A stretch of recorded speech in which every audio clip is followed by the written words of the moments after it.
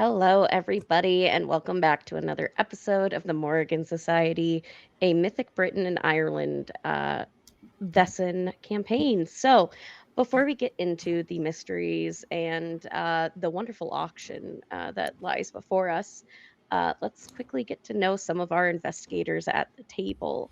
We're going to start with the wonderful Julia. And for intros, just name your character, your name, and then we do the plugs at the end Yeah. and Mm. archetypes, any other fun things. But Yeah. can you kick us off? Yeah. Hello, everyone. My name is Julia Labouche. I use any pronouns. And tonight I'll be playing Nisha Halloran, the academic who uses he, him pronouns and is starting to question everything he thought he knew about the society that took him in. So I'm sure that's fine. I'm going to pop it to Steve. Hi, I'm Steve, tall halfling on the socials. Tonight I'm playing Mr. Williams. Is he undercover? Is he under mind control? We're not sure, but it is a very fancy event, and so he is in full regalia. On to the good padre. Thank you very much. Danny, he, him, playing Father Varela Segundo, SJ, he, they, who is perfectly safe. Nothing sketchy could happen to him today. Why would he be concerned that anything's going to happen, Mary? Why? Why would we Anyway. worry about that? Here's somebody who doesn't need to worry about that, because at the end of the last episode, they straight up disappeared into nothing. Hey, Crimson! Hi, everyone. I'm Crimson Soul, he, him. I'm playing Violet Eklund, she, her. And anything is on the table. No one knows where I am, and I have a lot of knives. And with that, I'm going to pass it to Ran. Hi, I am Ran. I use she, her pronouns, and tonight I will be Celadonna Witch.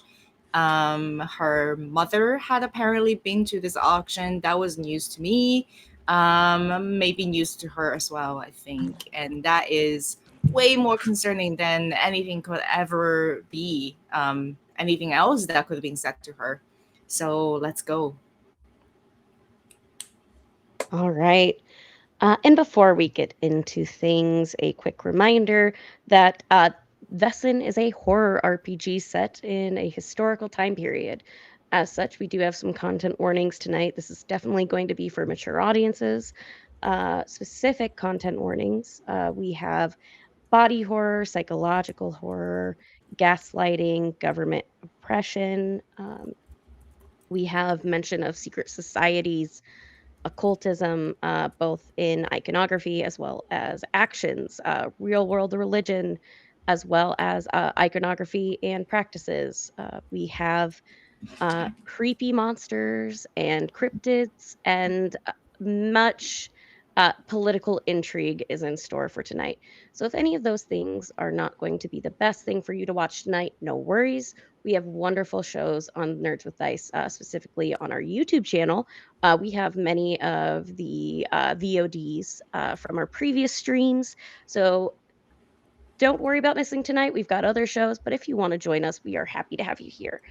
Before we get into things, we want to settle down for a little excerpt from the Annals of the Morrigan Society, specifically from Orla. Secret societies are a funny thing. Nothing is said out loud, more so in the small decisions made along the way. Agreements can be made in a whisper, a clink of a teacup, or even a nice wink across the room. But watch out. While there are no knives that are supposed to be at these events, one always shows up. And we will dive into the game. So we left off last time with our wonderful Violet after some interesting insights into who or what the butler Hawkins from Rose House could possibly be. It was a great moment where Violet was able to slip into the shadows while Hawkins was distracted. And Hawkins is the butler for the Rose House, who seems to be behind some very malevolent things in the background. Violet, what are you wanting to do as you sneak out? I'm very curious because I have an idea of what's going to happen tonight. That might not happen, Mhm. but we're going to find out. All right. So Violet's number one thing is observing people and then moving in the gaps of where they make mistakes. Right now, we're flying blind. We have no idea what's going on. And I think my first thing I need to do is to see the way that people are moving around here. So I know roughly about where the auction is supposed to be happening, right? Like we have like the physical location. Yes, so the auction is going to be held at the Stuckley Estate, which is a little bit outside of London in the countryside. Okay. Um, okay, so that's a bit further away. We're not gonna be able to get there anytime soon. Um, then I'm going to. Ooh, how risky do I want to be? Yes. Yes. Yeah. Where's Optimal risky. the head butler's office? Okay, head butler's office. All right, we're diving in. Um, you know that Hawkins' office, um, Rose House is very much. It was renovated has more of a Victorian style as more and more additions have been added on. One of the older places that didn't burn down was the tower. Um, that entire tower is Hawkins' domain. So it very much think of like the Victorian style houses where they'll have almost like a turret built into the house. That Mhm. is his. It's going to be a little difficult because of how high security is here. But first off, you had such a great success from last time. You're going to be able to kind of dive in and out. Uh, to avoid the different butlers, the maids, and other denizens of Rose House. Um, Hawkins' door is locked. Mhm. There's two big things on it. There is a regular lock, which shouldn't be too big of a problem for you. There is also a magical like alarm system on it. Mhm. Um, you have a little bit of time before the next rotation of guards will happen, where I'll have to have you make like a new stealth check. But what would you like to do in this little bit of time that you have? Mm, I think I'm going to try to do one of two things.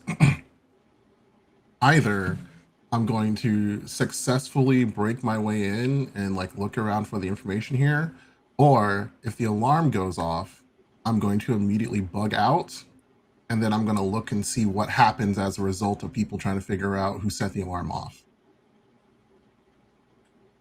Okay. Uh, how are you setting the alarm off exactly? I said like I'm going to I'm going to try to Okay. get it. This is like a 50-50. If this Okay. fails, which I'm not going to push anything for it, like if it fails, I'm okay with it failing because my next thing is going to be to stealth my way out and to observe the area. Gotcha. Um, go ahead and give me a stealth precision. Okay. And And this is going to be a hard check. mhm, Just because I believe, and correct me if I'm wrong, if you have lock picks, I I can't do have remember what lockpick, those yes. exactly go to. I believe it's stealth that they help Yeah, with. yeah. They lockpicks let you pick locks with stealth, yes. Perfect. Additional question. Yes. So I recently picked up a new talent called Hobo Tricks, which is gain +2 to stealth when trying to hide yourself or an object from a wealthy human. Love it. Yes, All absolutely right. applies. You are basically trying to hide yourself from security here that are the aristocracy of London. Yeah, this absolutely applies. Go for it. All right, cool. I have a whole 7 dice to work with. And the strat last time was to roll 3 dice at a time, not six, not one by one, 3 at a time. So let's see what happens here.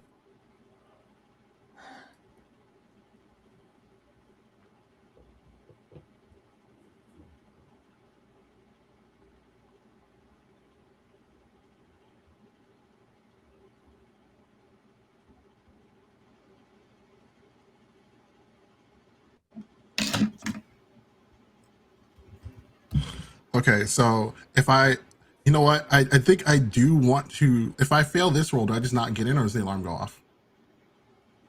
I'll give you a choice. You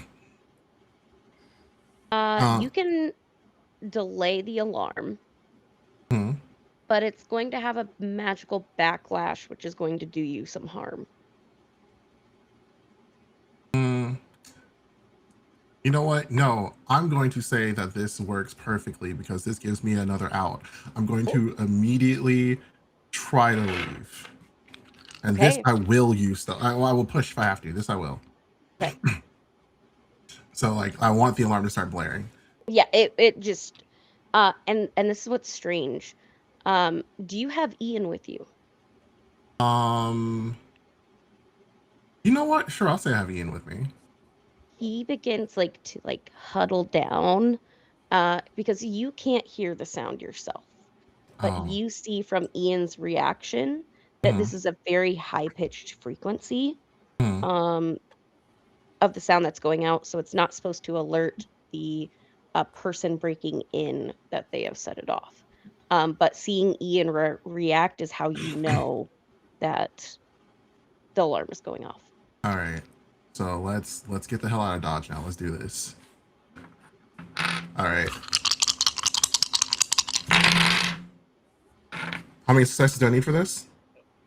This is going to be 2 successes. That's 2. You know what? Let me roll this last one here just for fun. Yeah, it's still 2. Let's go. Fantastic. So you are able to kind of duck into one of the many rooms of Rose House. As you see that there are security guards, not and this is what you would find as you're observing their reaction. In your from your personal experiences, most times when an alarm goes off, people are like rushing to see what's wrong. The guards are walking at a normal speed. They go and check out the door. But there are others that are basically creating a perimeter, so no one else in Rose House can know this ever happened. Oh. Like they set up like signage of that there is construction. Or like you see like in our experience it would be like someone setting up like the wet floor sign. But like they basically have set things up to make it look as though this was a planned event, that they are testing things out, or that some sort of construction is going on. They don't want anyone to know they're worried.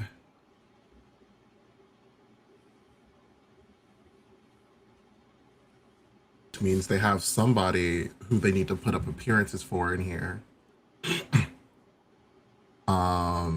Okay. That's cool. I'm wondering like as a character in this moment, I'm wondering if this is more because like they're all servants for Rose House and so they're like afraid of like the reaction of like the lord of the house, or this is because like there's somebody in here right now who can't know that this place is not secure. Go ahead. Go ahead and give me oh goodness, there's it's basically like a combining all the clues check. But I'll leave it up to you. Are you coming at this from like the precision of like remembering each individual event, Or are you like full like put everything on a board? Like how does when Violet is served with a problem, Uh-huh. how do you go about solving it?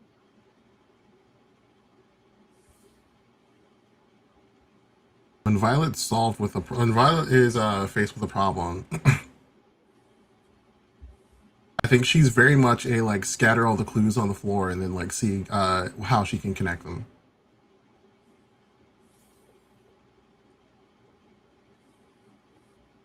So go ahead and give me I will leave it up to you whether it is precision or logic.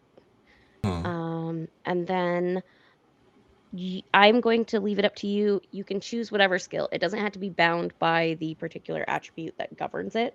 Uh-huh. Because this is specifically how you are seeing a problem and solving it, rather than the generic like way like you're quote unquote like supposed to do it. Uh-huh. This is Violet's way of how they tackle a problem. So All right, I'm gonna go with investigation logic. All right, and that's 8 whole dice. So wish me well. How many successes do I need? for this, just one success.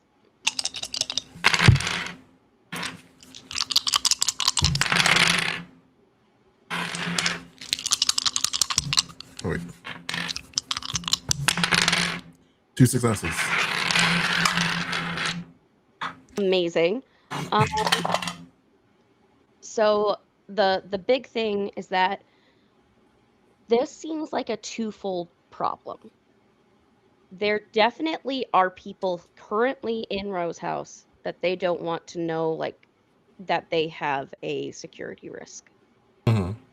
It is further than that, is that you actually are noticing quite a bit of possible security risks as you are going through Rose House. Um, Anywhere from like when you entered the different magical wards and things.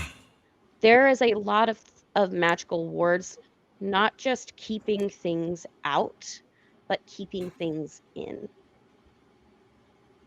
To the point that you can tell that the wards, because it's basically like water and oil, Uh-huh. they fight against each other. And so it seems like they are used to having these things go off frequently because of like the head-to-head magic that is going on to encase this location. And you can tell that obviously from your experience, headquarters have very much there is a code of like what wards have to be on the house to make sure that things can't get out. That is a Uh-huh. basic, that is normal within any society that you've ever heard of. The weirdness is that usually for basic rooms, like let's say you have a magical library, you may have certain wards that just protect that library. This encompasses the house, Uh-huh. and that's weird. And like you can see like the many wards in place here. Like there are just as many wards to keep those kind of creatures in as they are to keep them out.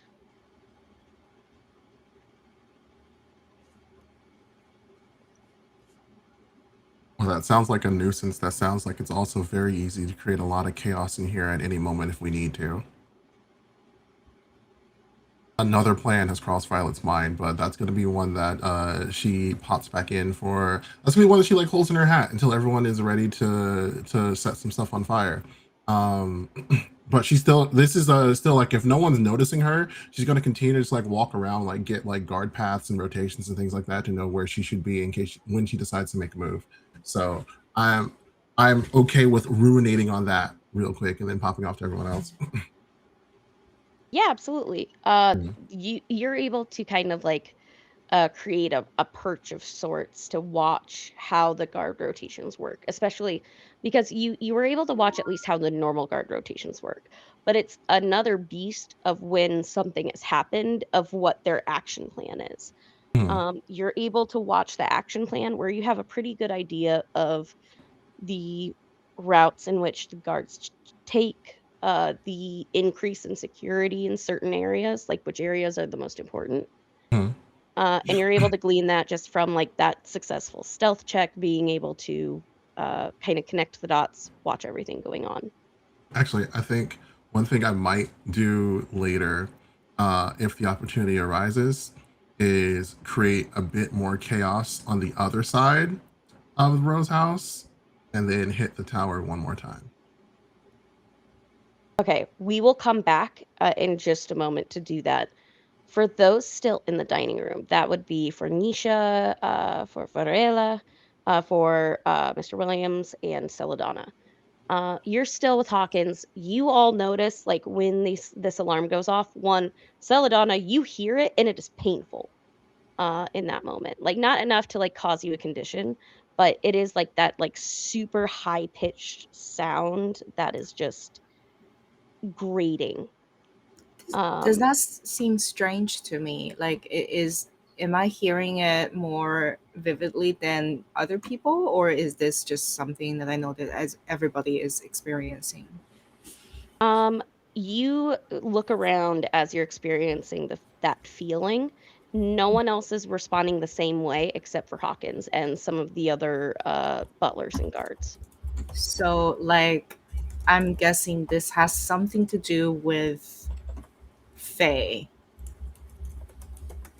Uh, Or Vesson in not general. right, Vesson. I'm gonna try to seek out um I'm gonna use my medium ability, or I know this is not spirit, and I'm not gonna use the ability to do it, but I want to sense where this is coming from, like what the source of this is.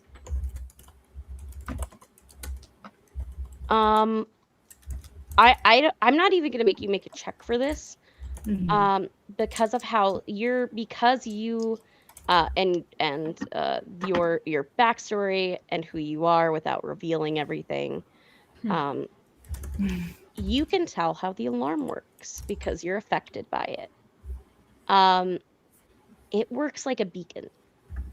So the closer you are, the more you can tell where it is, but it kind of like goes out like a radius. So like it starts at the point and you can tell where it starts because of how the sound shifts through the area. So you know that it is coming from the tower, and you can see that some of the butlers have like slowly set down, like taken whatever they were holding or whether they were cleaning something. They very gracefully and carefully take whatever they were working with. Some of the guards kind of give um, a nod of that they are going to go check another area, but everything is done incredibly calmly. Um, you can tell also Hawkins definitely hears it. And there's like a slight tell, Celadonna, that you can see of just like that slight grimace in just a Mm-hmm. moment before it just kind of clears across his face. Uh, that something's going on in the house, and it's stemming from the tower. Would any Okay. of the rest of us have noticed that? Um, for everyone else, go ahead and give me a vigilance or no, I'm trying to remember. I believe vigilance is under logic. Yes. Okay. Vigilance logic check to see what you're able to notice because you can't hear it, but you can like see that there's some strange goings on. One Vigilance success, logic. unless I am one of those butlers you mentioned. You are not, Okay, didn't think I was, but but you notice the other butlers not acting how they're supposed to. yeah, so one. I did get a success, which is amazing because vigilance logic for me is just 4d6. Oh, I think hey, I've yet to get a success in this series. we got a few more hours. We can get one for Nisha. I know it. I know it. It's gonna happen. Um, but so Nisha, you are more upset that I'm Hawkins still says mad that. at him. Yeah, you're still mad at For that. being racist.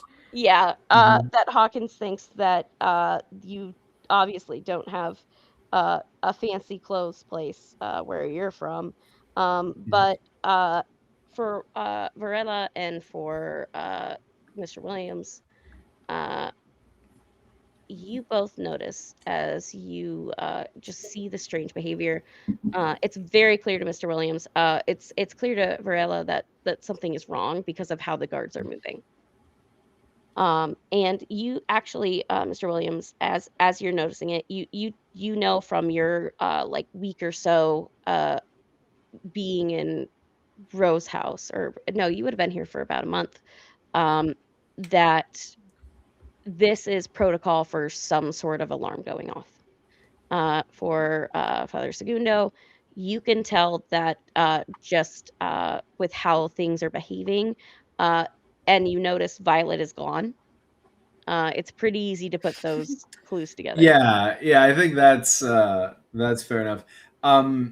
Other than what you've described so far, if with this information, as Father Segundo looks around to see the direction that they seem to be moving in to address the alarm, do I pick up any information off of that? So you're looking around to try and see how they're responding.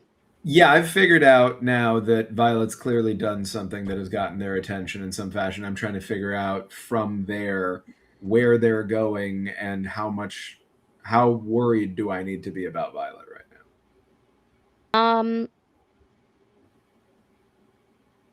In your experience in Rose House, the calmer things are, the more worried you need to be. Mm, If it's more like alarms going off, usually those are simple and then it's something for show. copy. They're making an Okay. example. Okay. This is more so someone trying to go somewhere potentially that they don't want anyone knowing about. They don't want anyone in the house finding out something is going on. Cool. Okay. How easily can I try to quietly communicate with Mr. Williams or Celadonna without being, or Nisha without being overheard? You do see that Hawkins does excuse himself after this happens. You only are under like the watchful eye of like a guard, and Mr. Williams is the only butler in the room currently. Copy that. So it's not going to be that hard. I would just say give me a stealth precision, or I would say actually for this, because you're more so working on body language, Yep. you could also do stealth empathy because you're more so trying to do like the body language aspect of there's nothing going on here. I'm just going to slightly communicate rather than like physically hiding. Thank you for that, because stealth empathy is definitely better for me than stealth precision. All right, let's see where this goes. Nope, no successes there. Am I going to push myself? You know what? This feels important. I'm going to let myself get a little angry at this situation because Hawkins is presumably threatening Violet. That's where my mind is at.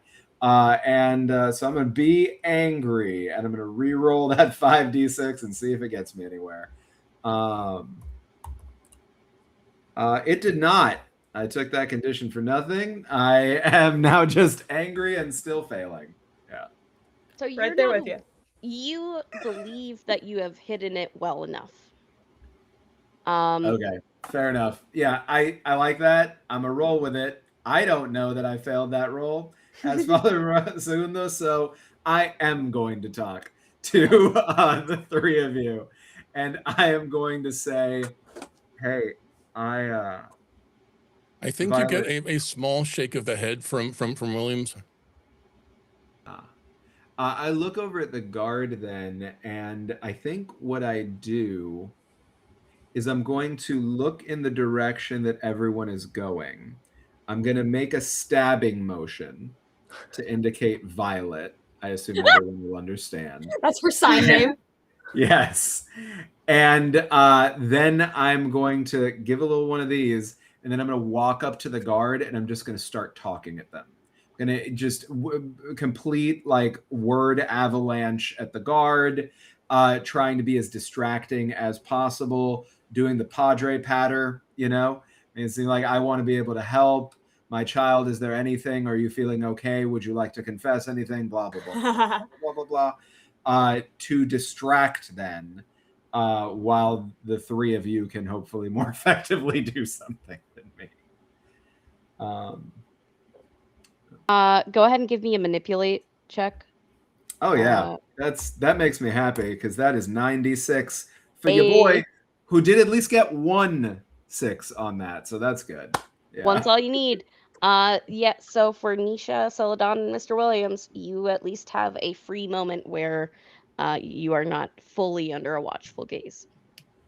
I'm gonna let them both get up first and then wait just a beat, so it doesn't look like I'm going with them, because my job here is I'm supposed to be as a little spy. Mm-hmm. So I'm gonna wait a little bit so I can follow. Yeah.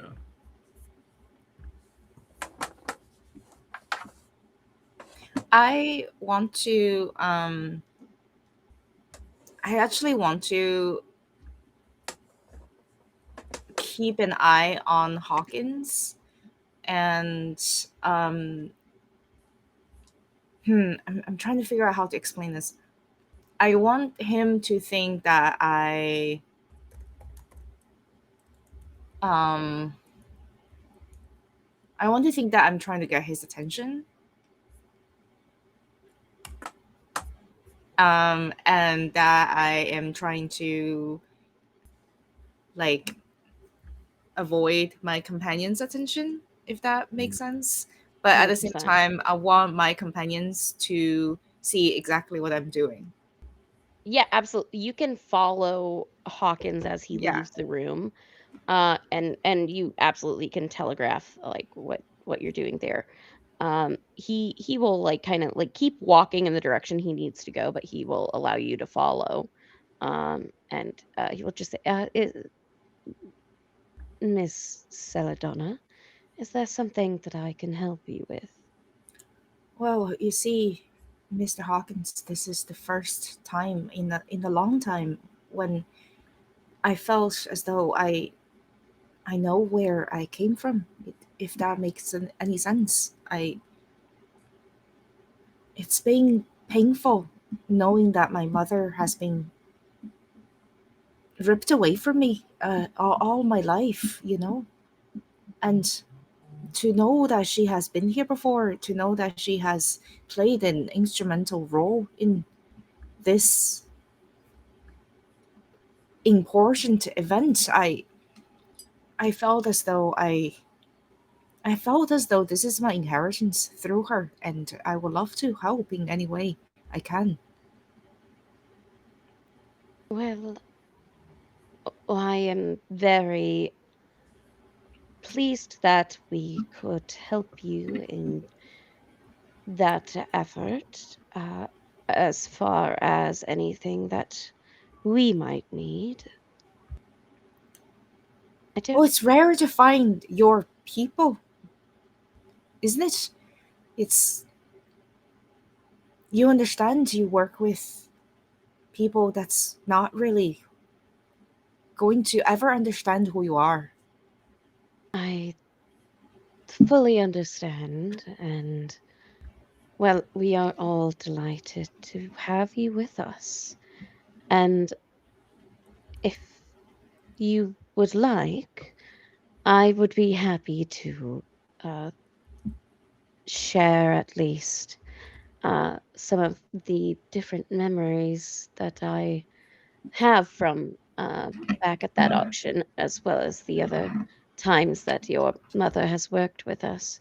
I would be grateful. I would be grateful for that, and I'd just like to know perhaps that there will be a path for me to be here, if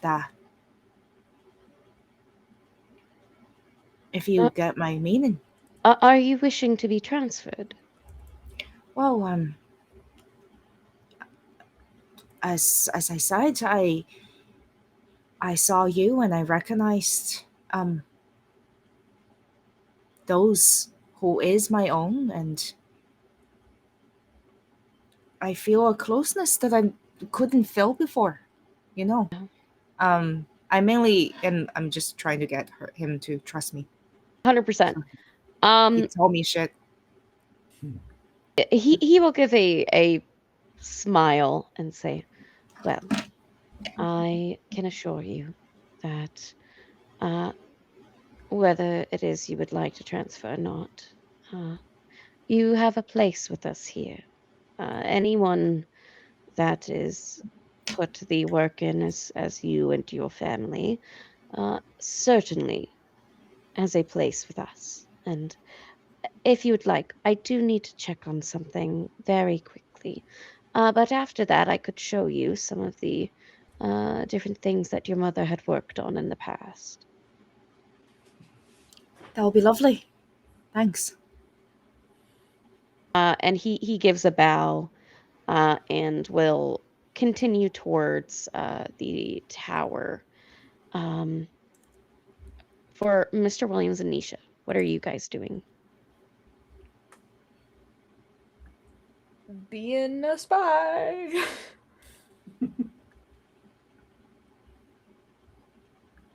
So have you guys kind of snuck out to be able to converse, I'm guessing, or I would have gone wherever Williams and Celadonna went. If they went separately, then I guess I would have chosen to follow Williams. perfect? I'm not sure how helpful he's going to be in the moment. I think he is thinking very, very much about people being able to see through the eyes of people in certain lines of work.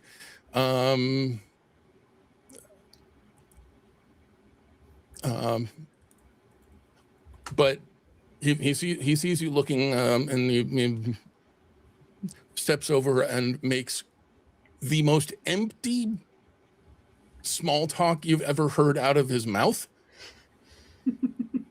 And down around his waist, he's making hand gestures. He doesn't know sign language per se, Right. but there is something, he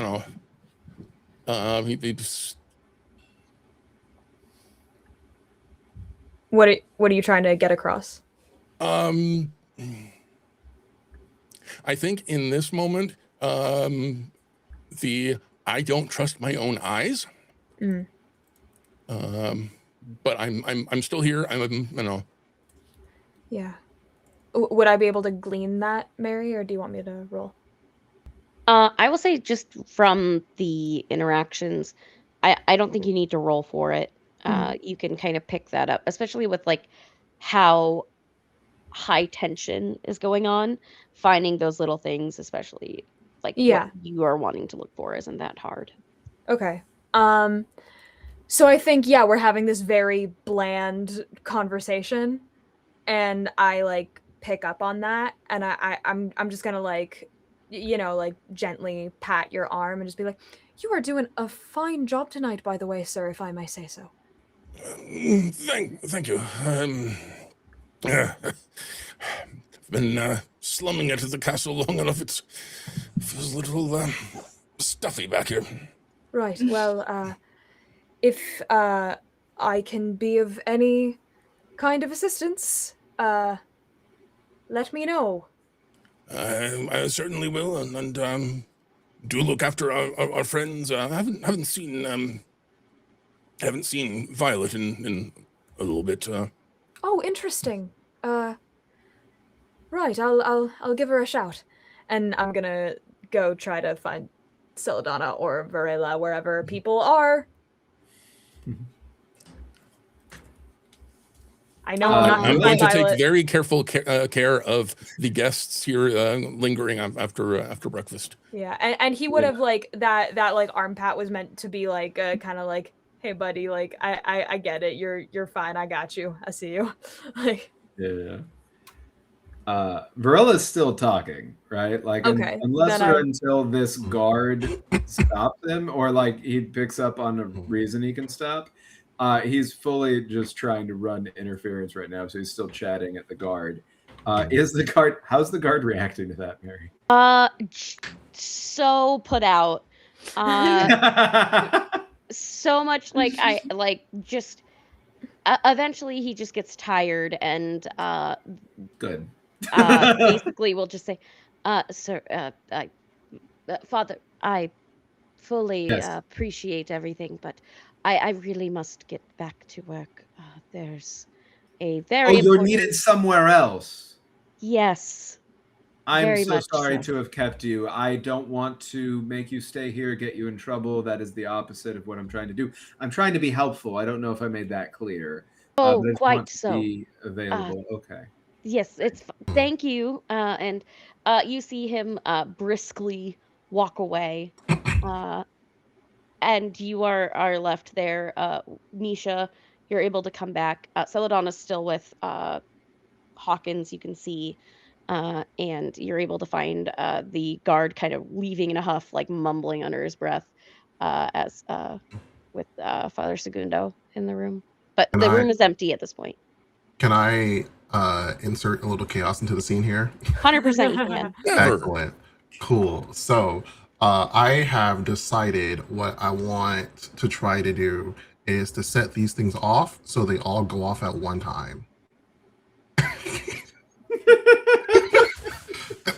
Like what we've determined here is that they are very keen on making sure that nobody knows anything is happening. So I want to create as much noise as possible so that I really shake somebody out.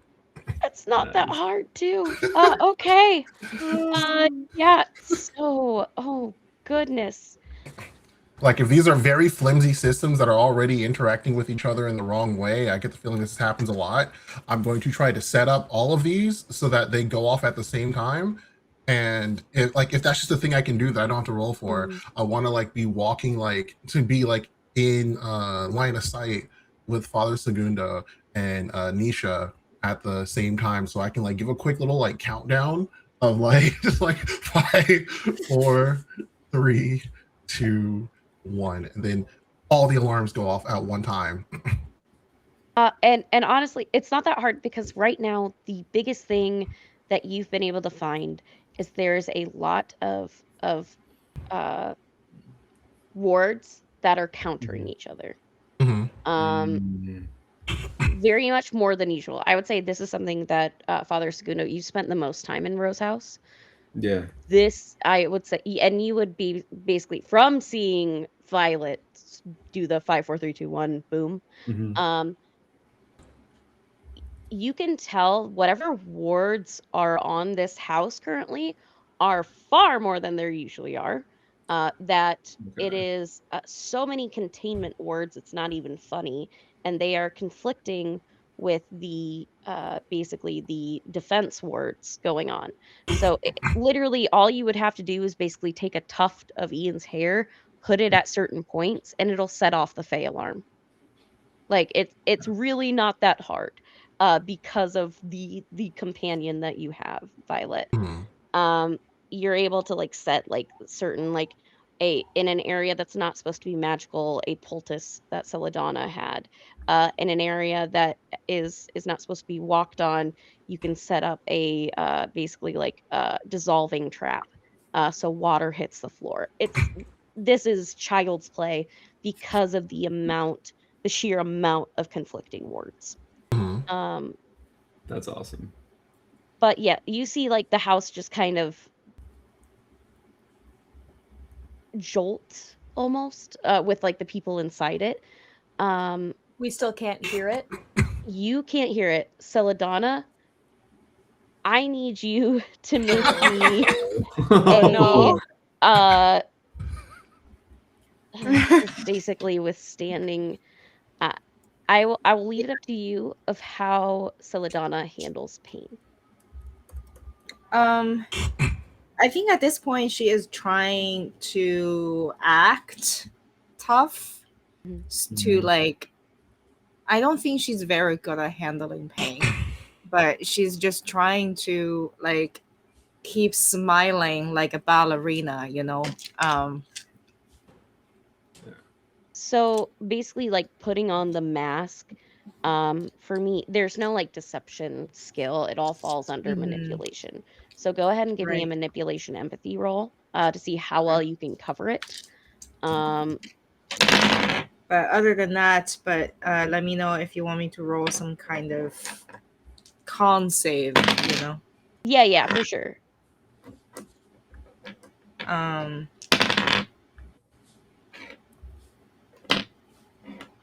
nope. Okay. So you're going to take one condition, mental Mhm. condition, just because it's not so much a physical aspect, at least in the area that you're at. It is more of a Yeah, mental one. I think to kind of borrow what me, the player Rand, feels in real life, I'm gonna take angry because I can't stand loud noises for a Valid. long period of time. Yeah, it is just, and it is so many conflicting sounds. Yeah. You even can see like the flashes of these like fey light alarms that are not able to be seen. Like even with the sight, they are hidden because this is basically Mhm. like a Vesson only, and you realize that the strangeness is that most of the people working here are human. They have been affected in a way that they can see what Vesson can Mhm. and feel it too. Uh, which to you screams some sort of ritual or something that binds them under a Vesson's control. Right. I think she is kind of going towards the tower to try to see what's going on, but I'm gonna just passing Father Segundo and just say, "Do you know if Violet has left any of her knives here, or she took all of them? Because Am I okay? I feel like I'm about to start stabbing people if this is going on any longer." I would. Let me look at this. If Father Segundo and Nisha are right next to each other, Nisha has one of my knives. Yeah, I was about to say. I mean, that's I kind of was the only. wondering. I was. If it's loud enough for Nisha to hear, I think Oh that's yeah. fine. What I'm trying to figure out is, can I see Violet while you're asking that question of me? Like looking at the like, is Violet And there? Mhm. Because you Um, came to do the countdown, right? yeah, I came to do the countdown, and I've been trying to decide if I want to sit next to you all and pretend like I've been sitting in that place Mhm. the whole time, or if I still want to like perch up somewhere and see what happens. I there's think So you're that, there's across. there's huh? still no other guests, right? Like the auction hasn't formally started. No, it'll start basically as soon as we wrap on this scene. Gotcha. You'll be able to Mhm. leave for it. Um, But they basically are in the preparation stage of getting all the ducks in a row before they leave for Yeah. the Stuckley estate. Yeah, I mean, I feel like if we're all, like, you know what? Fine. If we're all like in this one spot right here, this is definitely when I just kind of like perch up on the wall outside of the area, and then we just watch these moving around inside of the the area. Like I'll trust in myself to stealth away again if I need to, Okay, but having the ability at least to still have been seen while all these alarms are going off to be like, I don't know, dude, I was here the whole time.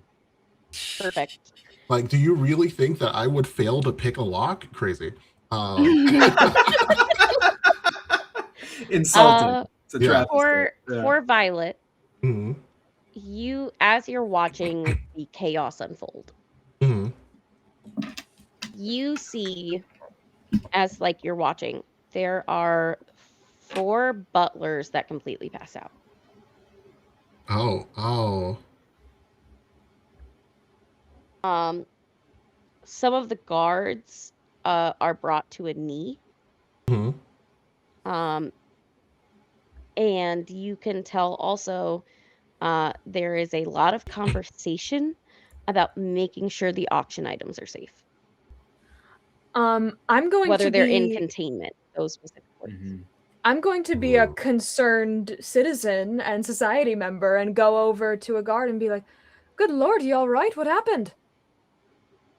Uh, and you see that look, that straining of just when like there is just so much sound and you can almost like not even hear the other person because it's just echoing in your mind. And he just says, sir, I promise you I am fine. Ah, You certainly don't look it. I will Yeah. be as soon as we. Let's And mhm. you see just blood begin to trickle out of his Oh ears my god! Oh and his goodness. nose. Yeah. Yeah. Oh my goodness. Hang on. Let's get him up. Let's get him into a seat. I say. I'm absolutely going to run through his pockets while we get him up. Uh, Good. Give me a stealth check. You get Is an she extra die assisted? because Because yeah, I'm yeah, you can assist absolutely. So you get 2 extra dice because 1, he's in so much pain, Oh, he's not paying attention. uh-huh. So I was while that's happening, would it be possible? Part of what I wanted to look for over here with Celadonna is what I might be able to do to help clear some conditions. Doesn't okay, seem like I have a lot of options here other than Blazing Sermon, which feels like a waste right now. But um if there's like a test I can do to help or something, gotcha. I'd like to Um, try to help with something. and you're talking about, like, the people that are No, just Celadonna specifically, because oh, Celadonna came okay. to me about the pain, and I want to try to assist with that in some fashion. 100%. So, this is a bit of a homebrew thing that we are doing, that I'm borrowing from some of the other Free League games, 'cause Vesson is very punishing as far as its healing system goes. For the most part, the only way you're supposed to heal is either through your memento or taking rest days. Right. Since we are doing a little bit more of a fast-paced campaign, I am going to add in the secondary thing in a lot of Year Zero Free League games, is where you can have a conversation with someone that you are close to. Uh, if you have that conversation, you can relieve a condition. Okay. As well Okay. as, like, you could also that one you can kind of do for free, you don't have to make a check. For other times, we can do, like, medicine checks that are basically like Band-Aids, where eventually you will have to take rest days. But it's something that I've been looking Bef- into, but I think Cool. before you do that, Yeah. just so that you don't do it and then immediately I do something to cancel that out. That's Can, fair. can that happen like after what I'm about to do? Whatever you'd like. Um, Yeah, absolutely. because I did take the talent of being able to do magic. I forgot what it's called. Um, could I somehow dampen the sound? Like, I think that's her ooh, main oh goal. goodness. You can try. Yeah, Okay. she she is angry, she is rattled, and she's not really carrying herself so well. To like, you see her posture is just really stiff, almost like a puppet with string being cut at this point, and she is just unleashing some powers to try to, I don't know, she's part dryad, and then she is almost like using, you see her hair kind of sprout out almost like just leafy texture, and is just trying to absorb the sound, especially if she's seeing like all of these other people passing out. So what do I need to roll for that? Okay. Just pulled up my I remind me after this game to share with you the magic PDF I have, because it'll Okay. give you some more options for talents that will allow you Okay. to learn spells, like specific spells. Um, for this, uh, go ahead and give me a empathy check. For this, it will be observation empathy for now. Okay, We my might This favorite. might be subject to change in later games once we establish this third party rule. But I'm gonna be like Crimson and roll three at a time.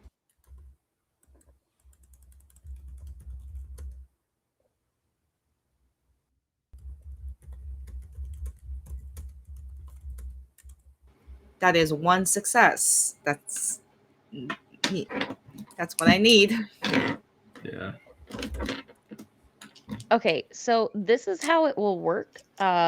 You are able to create a area where it's dampened, like almost like a neutralization zone. Hmm. Um, the problem you are going to have, there is a lot of conflicting magic going on in this house. Yeah. To maintain it longer than a short period of time, because as you wait, the alarms will be turned off. But to go longer than just like a matter of minutes, Hmm. is going to you are going to have to contend with the house and the magic that is on the house. To do it for a short time, it should be fine. You won't receive any magic backlash. There's a chance for magic backlash, like because of the sheer amount of words that are going on in this house Yeah. right now. I But for a don't few think she. moments, you'll be Yeah. okay. I don't think she is super logical right now with regarding this. So is fully out trying to fight the house, like Don Quixote trying to fight the windmill style, and she's just trying to be within the region of where people seems to be most hurting, like the guy who's bleeding out of his ear, for instance. He's gonna go there and try to dampen the area, while like trying her best to observe what's going on with the house and Um, talking back to Father Segundo a little bit too loudly because she's trying to compete with the sound that's in the background that she can hear. So to mhm. you, she's just yelling at you. Nice.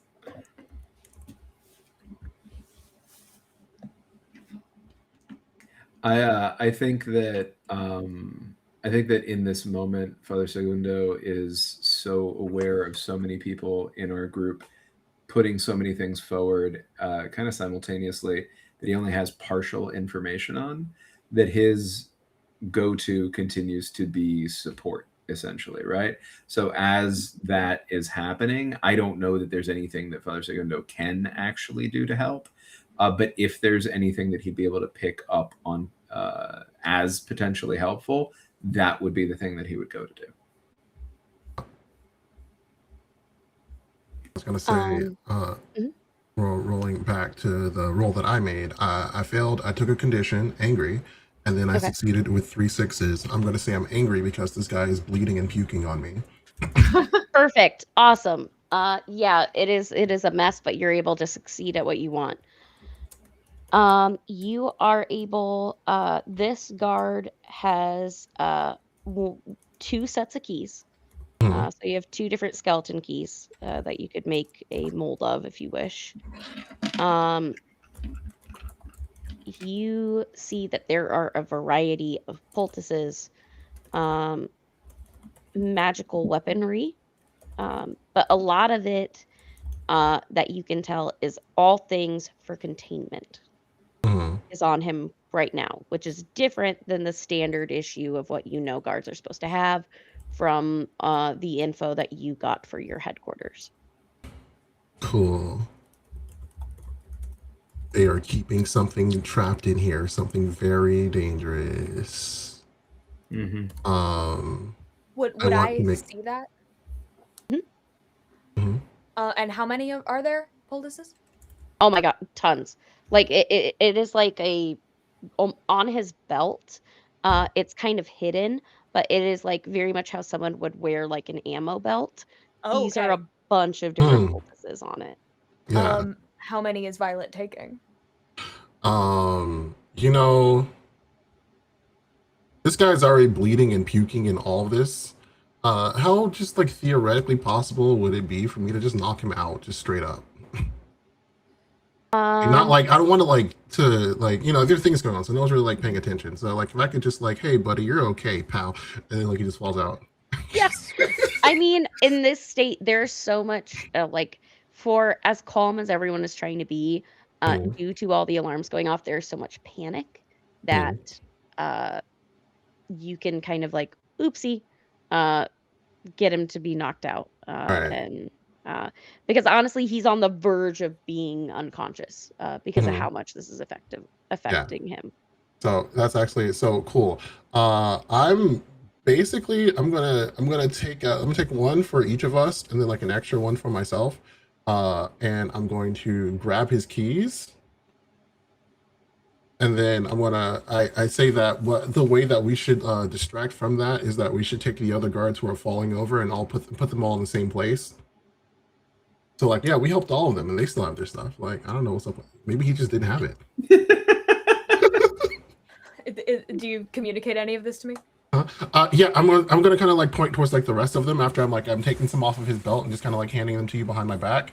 Do you What are you doing? getting prepared For what? for whatever they're all hiding from? The thing hasn't even started yet. Bloody hell! All right. And so I put a couple of them in my bag. I hand one to Nisha here, and then I want to just grab the rest of them and put them in a pile. If I'm caught helping you, I'm gonna keep watch. We're not doing it. We're taking the people who are hurt and like throwing up, and we're putting them in a pile because they're all over the floor. Oh, all right. Jesus Christ. And so I will half assist, half like head on a swivel, just like seeing if Hawkins is coming back. Yeah, I was like, we already did the stealing part. Now we're doing the good part. Did we? Yeah. If you're putting people on a pile, you need to get closer to me right here. It's quieter here. It's like, yeah, fine. We're literally helping them. Come on, you can help with us. And then like as we do, right? And I pass by you, Celadon, I hand you a poultice. Just like real quick. Nice. I mean, I think if y'all are being very like, this is us helping, then Father Segundo is going to go help. Like, Yeah. So Yeah. help Okay. move people around.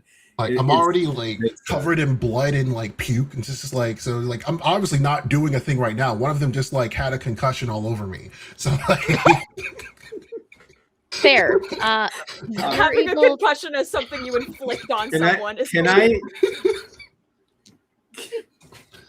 Can I use medicine on any of these on the concussed these poor person, fucking guys. Maybe? Yeah, absolutely you can. And there are no other guests here. We just got here very early.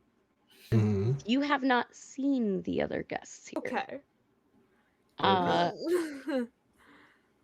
That's what you like to hear I as an answer. actually, hold on. Because can I see that Celadonna's in a bad way? I mean, Celadonna's keeping a brave face, but I would say you could see like a little bit of blood trickle, not too much where it's going to like physically harm her too much, but you can see just slightly. I have a feature, or a talent is what they're called in this game. So I'm gonna like, because Nisha is already very overwhelmed by like people falling over. So like, gonna let Varela and Violet handle that for the most part. I'm gonna go over to Celadonna and just take her into like a quieter corner of the room. And I'm gonna take your hands and just like is it still happening? Is it still? Well, I'm trying to dampen it, but I don't think I can hold on to it for very long. Just breathe with me, okay? And I'm gonna use the Lord's Shepherd. I have +2 using inspiration to heal mental conditions. Awesome. Go ahead and give a inspiration empathy roll. And you get the bonus dice. Those are bonus dice. Okay. Or wait, sorry. Can you read me what it says again? Because that might actually be bonus successes. Just says +2. Okay, that's bonus successes. So you'll for sure get 2 successes. Okay, if great. You get 1 success. Awesome. I dropped a die. Okay. And it's just the ones that I get by default. So 2. Because I can't roll a 6 to save my life, apparently. I believe you need to get a success for it to count. But you can push the roll if you want. You don't have to. I will say, like, because it basically won't like use up your function if you fail this. It's not like this is like the one Yeah. time you're screwed. It just won't work this time. It's also not called the Lord is my shepherd. It's called the Lord's shepherd. It's not that religious. I just realized. Okay. Yeah. I can't push it. I'm sorry. No, it's all good. You If- are trying to use the skill, but luckily, Celadonna, you can hear the alarms are slowly turning off. The people, Father Segundo, you're helping get people to the makeshift infirmary. Rose House does not have a built-in infirmary. But there are a few rooms that they keep well stocked with different supplies should a mission go wrong. Those rooms are filled to the brim with the different staff. Mhm. The higher up guards that seem to be less affected by this are going to try and usher you all to your little quadrant of the house, Yeah. the rooms that you all share. Before that, as this is dying down and I can see that like things are starting to calm down and I'm still with Celadonna, just I hope you don't find this too forward, but are you Vesson? I suppose it's gonna come out one way or another. All right. I'm trying to work it out, but Right, of it course. appears that my mother had some sort of working relationship with Hawkins.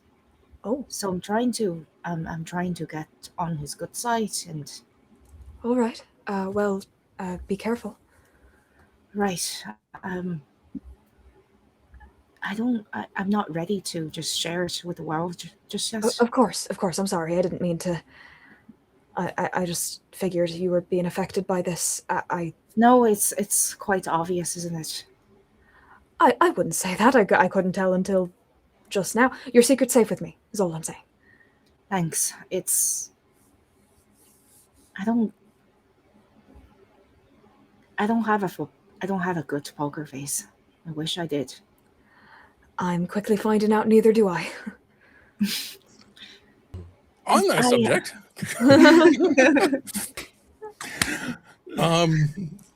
I am assuming at some point along the way, I've noticed what's going on.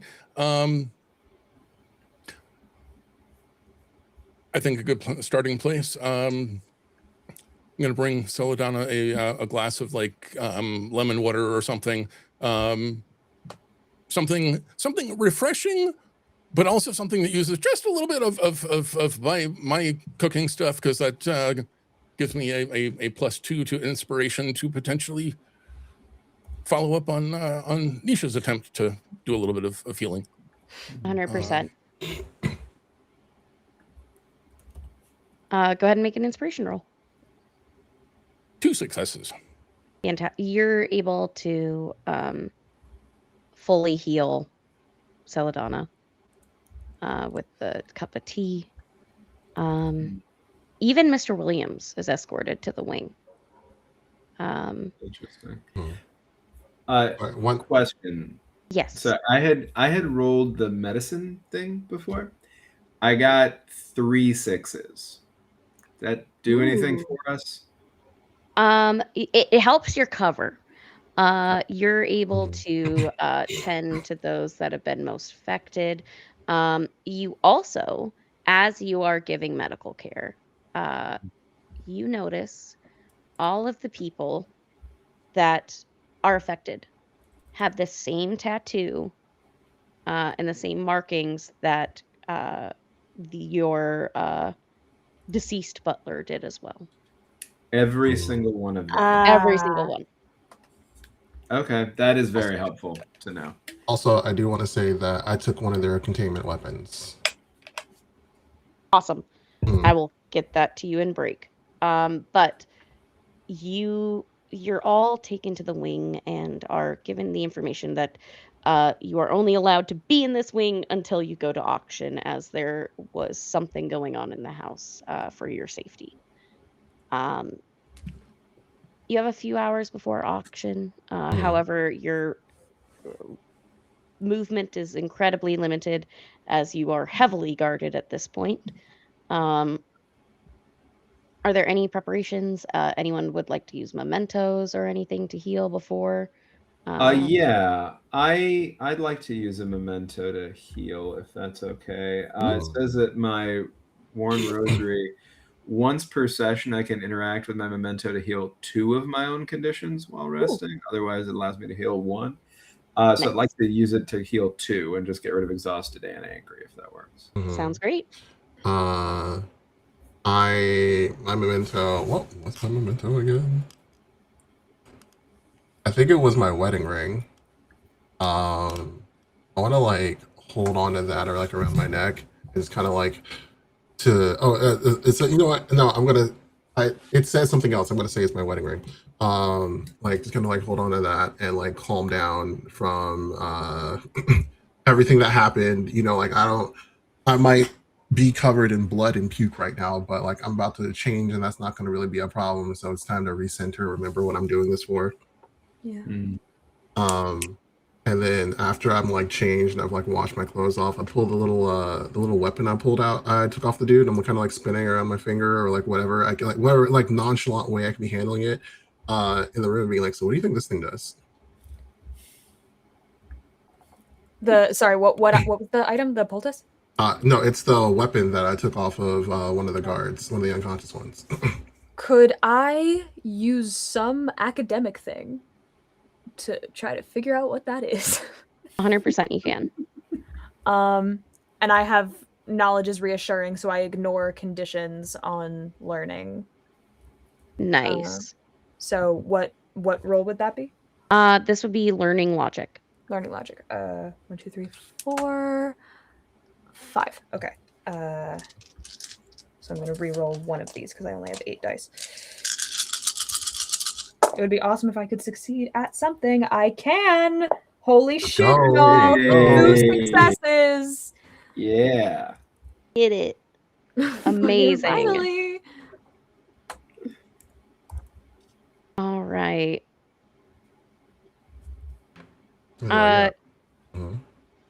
So what is strange about this item is it doesn't look like a normal weapon. It looks like a small doll. Oh. You can tell this is a puppet. Okay.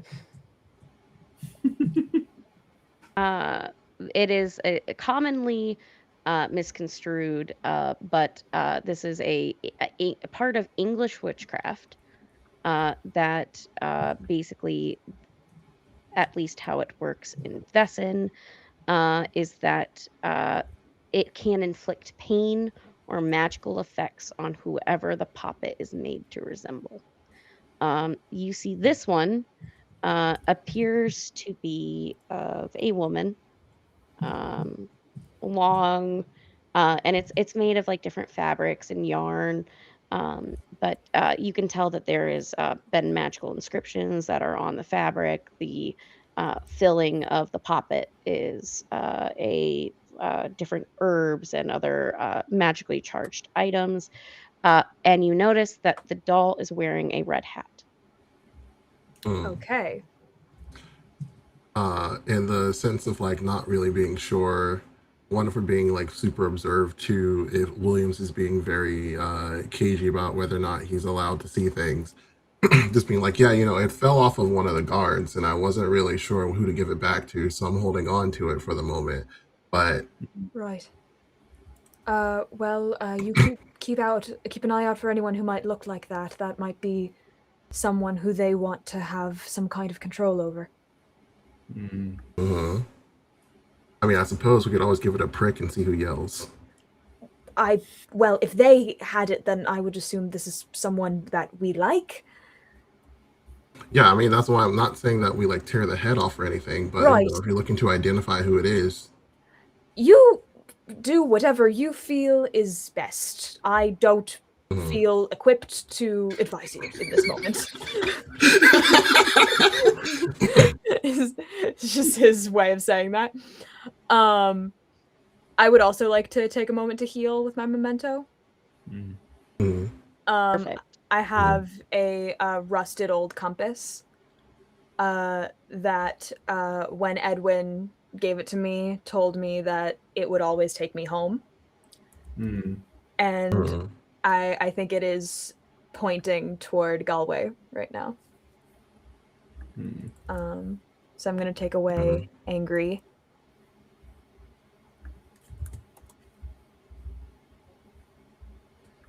I want to try something that I feel like Father Segundo might pick up on. I want to try to communicate in something of a thieves' cant. Ooh. Okay. Yeah. What would you want me to roll for this, Mary? For this, this is a communication method.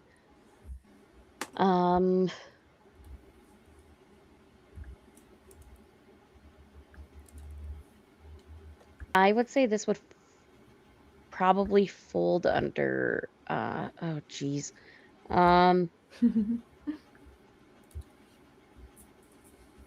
For Violet, it falls under stealth. Like you are trying to stealthfully communicate sign language, specifically thieves' cant, that is used in those circles. For whoever's trying to understand it, that needs to be observation. Yeah, I feel like out of everyone, especially given the way that Violet and Father Segundo have talked about things in the past, and the specifics of how we've operated in things, that Father Segundo would have like a history and some sort of subterfuge to where like a thieves' cant would make sense for him to know. But that's me reading into someone else. No. Anyone else? I fully agree. Yeah, thank you, Mary. Yeah, you're right on. Yeah. And if anyone else thinks that they have something that they would pick up on, feel free to roll for this. That's stealth precision. Precision is 2. Stealth is 3. Then hobo tricks is another 2, so that's 7. Let's go. Amazing. Sorry, this is rolling to figure out the like the communication happening between Violet and Father Segundo. Violet's using a type of thieves' cant and sign language to communicate. Halloran would not know that. Man, that's so crazy that the last dice came in clutch. That's a success. It happens that way sometimes. That's great. So because of Father Segundo's background, it is more so like when you're using thieves' cant, you need to do it in a way that someone can understand without it being open. So if you know it, you know what to look for. It's just sometimes hard to communicate it. For Father Segundo, just because for this being like the first time you guys have used this in the game, give me an observation check just to make everything clear. And then from now on, because you've used this, you're not going to have to make checks between each other. Beautiful. Love that. So observation empathy. Observation empathy. Yep. Let me see here. Yeah, it's not going to help me to drink. I keep checking my wine to see if it helps me. I got 2 6s on the AT6. All right. Cool. Yeah. So I'm going Question: to like. Is this an out loud thing, or is this a visual version of cant? I've seen. I, Steve, have encountered both. I'm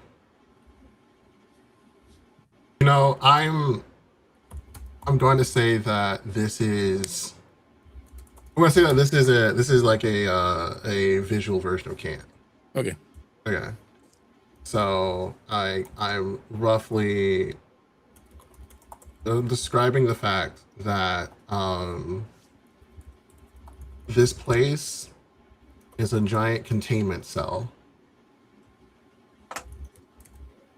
that they're trying really hard to keep something locked in here, and they don't want anyone to know.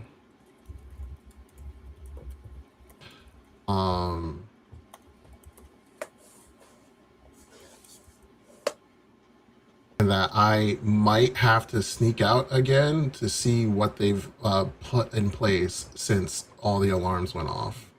But like seeing if I guess I'm talking to you, Segunda, right now, seeing if you have any information that would fill in those gaps.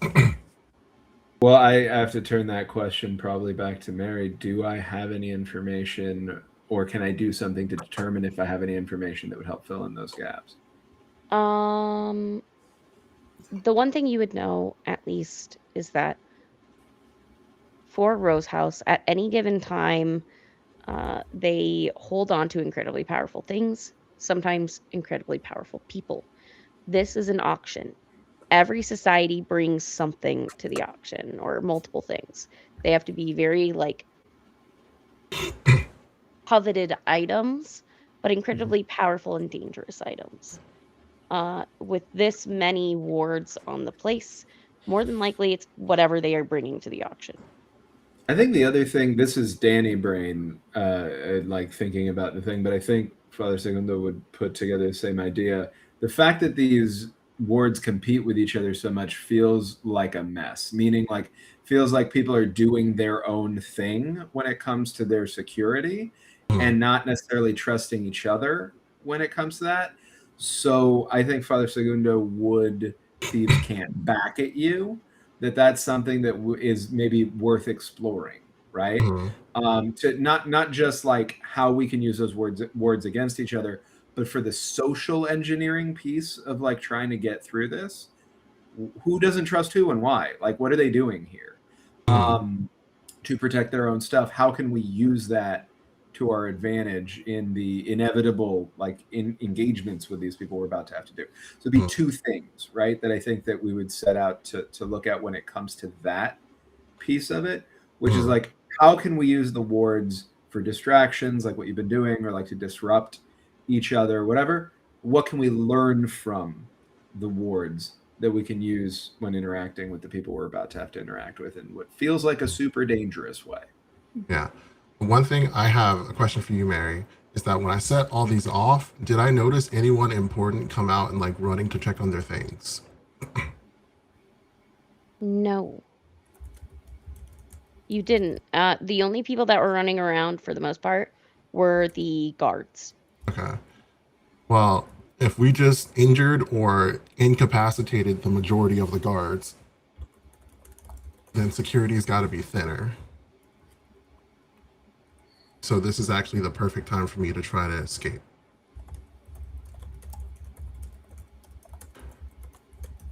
And then like looks at you real quick on a like, should I stay or should I check it out?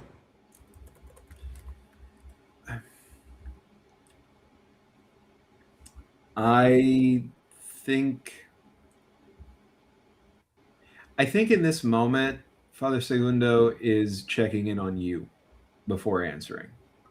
So it's not about what's most effective. It's about how are you doing? Because there is an impulse that's mission oriented that says go check it out. But Father Segundo cares more about you than the mission. So before answering, and I think you'd see Rilla's about to say something and stops and looks at you and gives you the sort of look that you've come to recognize in them, where they're trying to see into you, right? And they're not trying to impose it, but they are trying to make sure they get an actual answer. And they're asking before trying to look, are you okay? Is that like an out loud thing, like outside of the whole can't thing? It's in the can't. It's so that just the two of us can hear, but it is out loud in that sense, right? Like it's directly stated. Yeah, and you know she's gonna. Yeah, I'm always fine. That's not an answer, you know, like in the. Yeah, she's gonna. She's gonna get back to you. She's like, yeah, like don't worry about me. I'm always fine. They never see me coming.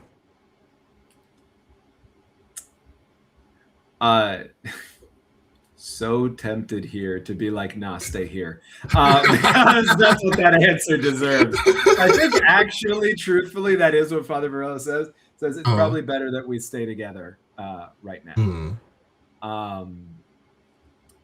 Can you help me find the information that I need? Because I'm going to have to go speak to some people who I think are going to be very unhappy to see me. And I need to know as much as I can before I have to do that. Yeah, she responds back, I'll be their shadow. Thank you. And I am going to then describe who I expect to see based on what we discussed last session, who I was told that I would need to interact with from the Spanish delegation. Violet is going to remember that, and then she's going to give you a sign of just like, this is what you do if you want me to kill them.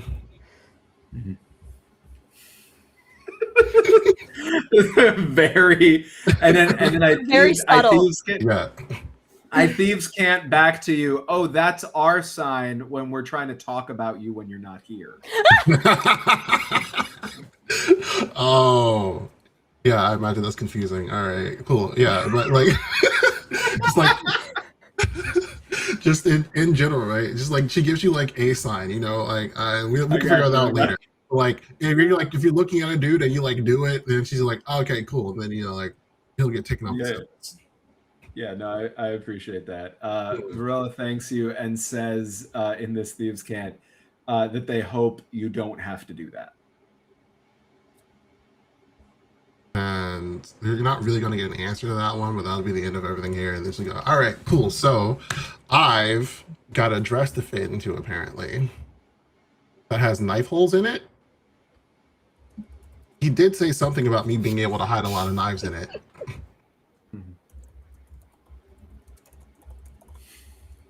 Yes, all of your outfits are like perfectly cut and tailored to fit like a glove. For Violet, there are multiple areas that you can hide weapons in. See, like, that's weird that they know to do that, though. I don't love that. Gotta say. Yeah. Didn't either, but you know, you gotta take what you can get at the moment. That's concerning. Celadonna has different pockets to be able to store items for rituals, as well as for any of the medium work that she does. For Nisha, you actually notice there are book holsters, should you require them. Father Segundo, there is ample areas for different, I would say, religious iconography, and even some are packed on of things like a holy water belt, a different silvered equipment. No weapons, because they understand your personal beliefs, but different protective items, as it were. Love that. That's awesome. Thank you. And Mr. Williams, you are kitted out, not necessarily for your skills as a butler, but very much the battle butler garb. There's a variety of weapons. There are different defensive items. What you carry with you to the auction is entirely up to you. It's not that long of a coach ride, at least with the different artifacts that they use to make the coaches go a little bit faster than they should. You get to the Stuckley estate. Before we can... Yes, 100%. I had one thing also. So while Violet and Nisha were having their conversation, Williams has been circulating through the room, having completely meaningless small talk and weather kind of conversations with just about everybody who's here, being sure to keep his back to whatever hushed conversation might be going on behind him. At some point, as he's circulating, he stops and has a lovely day, isn't it? Conversation with Father Segundo, and claps your shoulder and shakes your hand.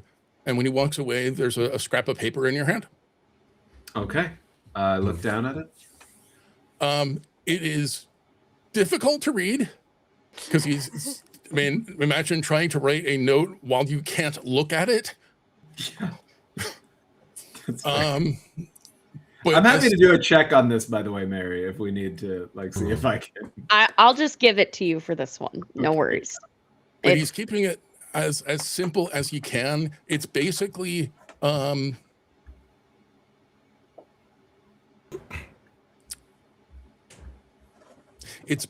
two words. Sacred oath, ? And I will for above table just clarify something that the characters already know. And that makes a whole lot more sense to me now that we know that that Rose House and the halls are in cahoots. He told you that the reason why he abandoned his post, the reason why he left the Hall family, the only thing that could really have overcome his call to do his job as a butler as well as he possibly could was that he had sworn an oath to protect Delilah, who he hasn't been able to see in weeks.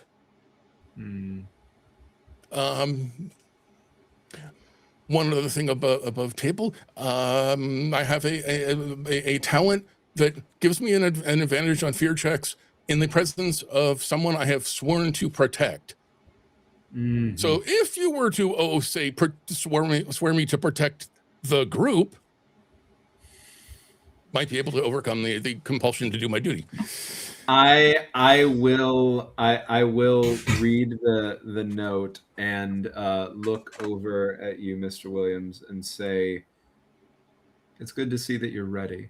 And is the rest of the group still around us right now, like physically close? Great. I'm gonna gather everybody in a second, and I'll say, everyone, if you could come over here, please, as a final bit of preparation for what is about to come. I would like to offer a bit of a ceremony here. Mr. Williams, if you would do me the kindness, it is incumbent upon me as a steward to our flock to ask that you provide your services to us, if you may. It is entirely up to you whether you feel comfortable swearing such a sacred oath as to act as our collective protector. I will say that it is, as I see it, a two-way street. Whether you swear this oath or not, you have me and my support, and I invite you here in front of us and God to swear an oath now to protect us if you feel so inclined. I'm in a very moment here, Violet, knowing exactly what kind of self-destructive train that she's on, is going to step back away from this oath. I appreciate you, Williams, but your talents are better served for everyone else here. We'll have a conversation about that some other time. In the meantime, one of the advantages of having fully staring daggers at you, by the way, Violet, over that. Really? One of the advantages of having this conversation with a priest is that it makes perfect sense that he has his hands folded and he's looking straight down. Not at eyes, not at lips, and you would not have thought it was possible for Williams to stand up any straighter, but he does, and you get a nod, and when he does look up and makes meaningless conversation, he squeezes your hand out of eye shut. Appreciate that, and squeeze back. And then I think I just, other than continuing to stare daggers at Violet, I check in on our other two friends also. Be like, yeah, we are going to talk about that later. Violet is. I don't have to thieves cant that. You see it right here. I'm going to do a very tiny thing, and I'm going to reverse pickpocket one of the poultices into William's pocket. Nice. I love that. That's awesome. I do want to check in on Celadonna and Nisha to see how the two of you are doing in the wake of that.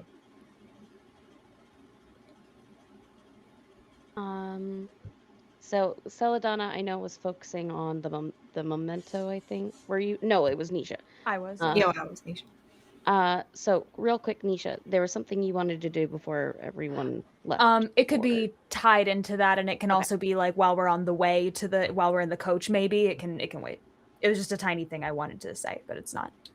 Actually, well, let's do it now, and then when we come back from break after this, then we can launch straight into the auction. Okay, yeah. So while we're all like in a circle, then, and like for what it's worth, Nisha doesn't believe that Williams is being possessed. And I think also not fully understanding how this works, I think his head is like, oh, whatever, we just did fix that, so I can speak openly now. But he's like, right, remember, they're already suspicious that you all are going against the society. So anything you might do is going to look worse. So just be careful. Don't, talk to whoever you like, but just watch what you say. Okay. Thank you. And I'll turn the other cheek and not catch anything whenever I can. Otherwise, if someone's watching me watch you, I'm gonna have to tell the truth, but I'll do my best to make you all look as good as possible. Yeah, I mean, you can tell the truth. You didn't see anything. Mm-hmm. Yep.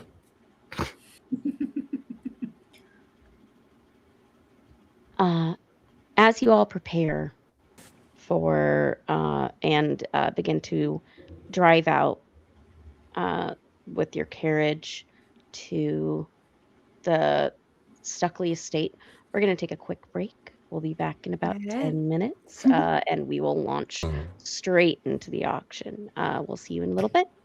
All right. Hello, everybody, and welcome back to the second half of the Morrigan Society.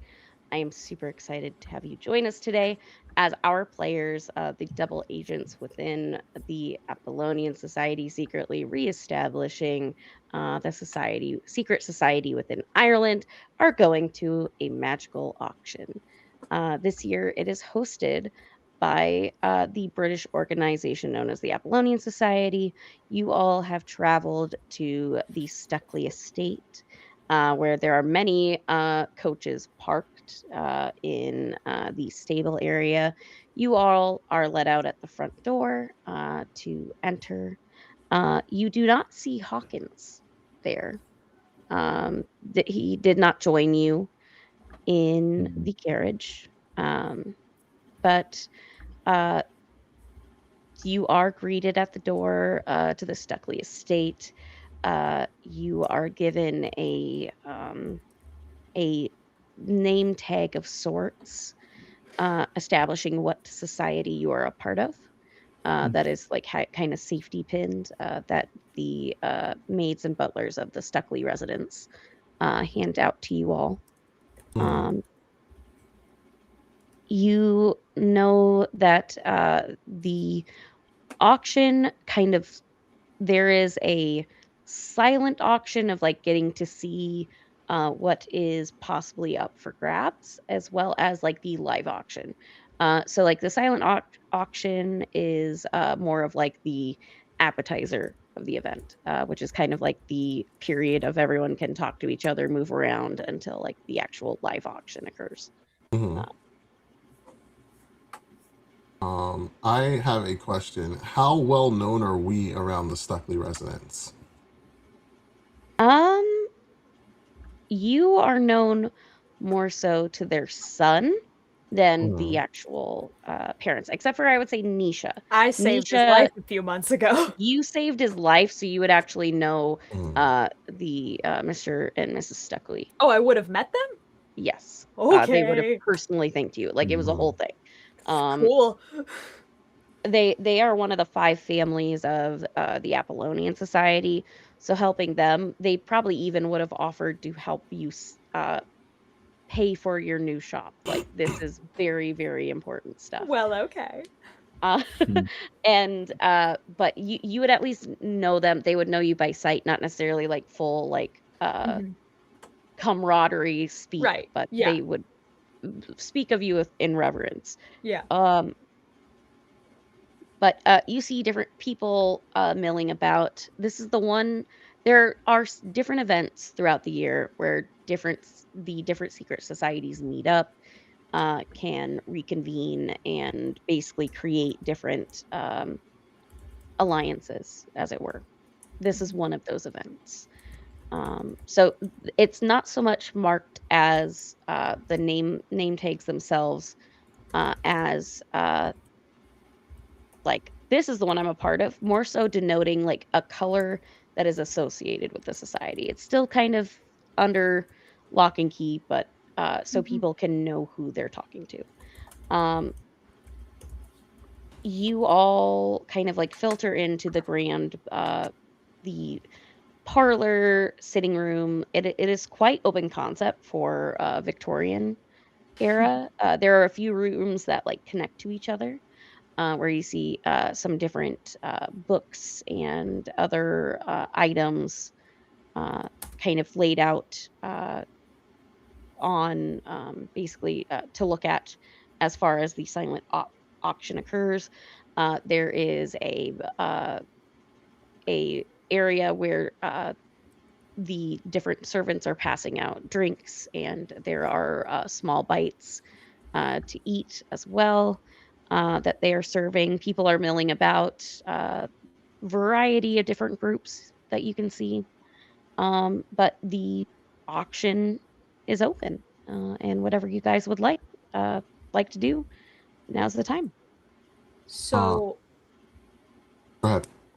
the way Nisha is rationalizing being unable to contain the antiquities dealer that he is Mhm. like, well, it would look suspicious if I didn't buy anything and was just staring at people all the time. Mhm. So is there anything that looks like not like I don't want anything crazy powerful. I'm looking for things that I could carry in my store that is frequented by non-Thursday's children that are Mhm. like interesting and cool but won't like harm anyone or aren't deeply haunted.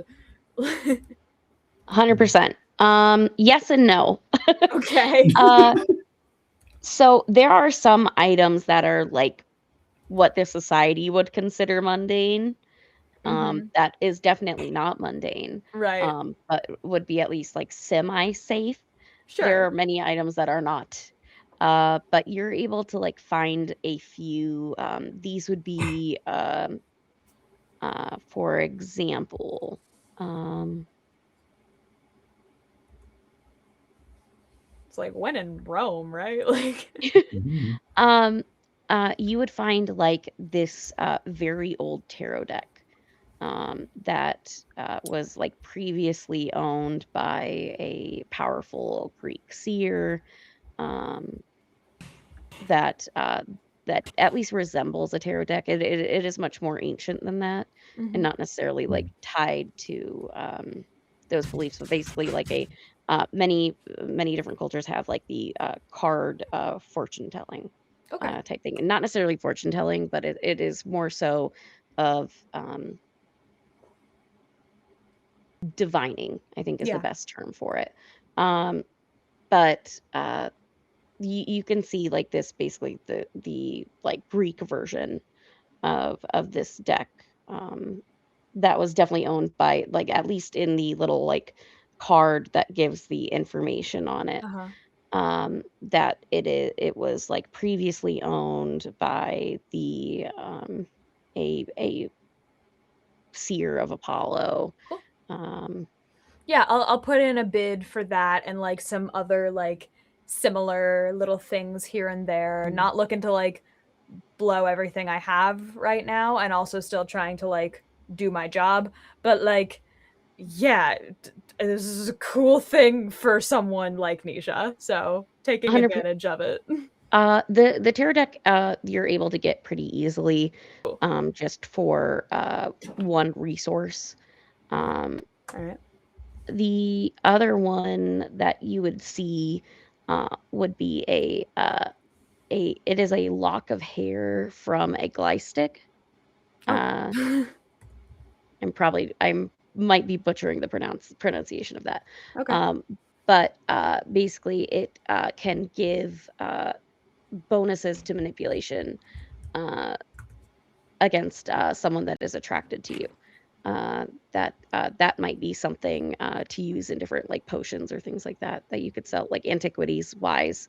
Yeah. Um, but there's a couple other little items you're able to pick those up Mhm. because for the most part those aren't the ones that people are focusing on. You can tell as you're going to the tables, Nisha. There are a few books that are getting multiple bids, like Mhm. very like fought for bids, like people going back up and increasing their bid. Mhm. Okay. Um, uh, you can also tell that there are some different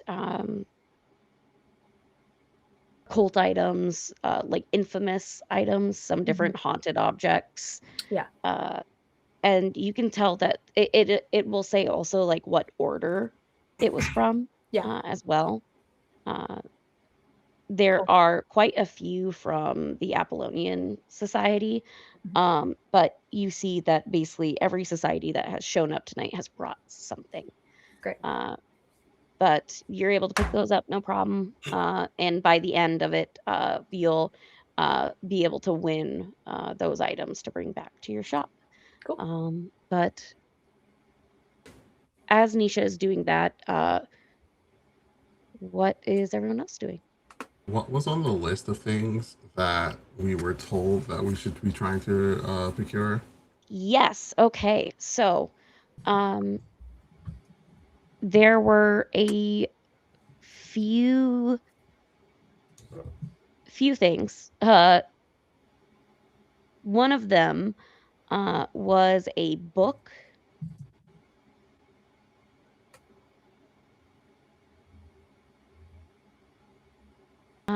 It is the uh, Malleus Maleficarum, Mm-hmm. 15th century text. It was used as a handbook for witch hunters. They would like to get that back. Is what's written Mm-hmm. on it. You would also know there would be quite a few different books that they are looking to regain. Some of them you do see are out at the silent auction. There is one they are selling that they wish to buy back, um, which is the Khalidbolg.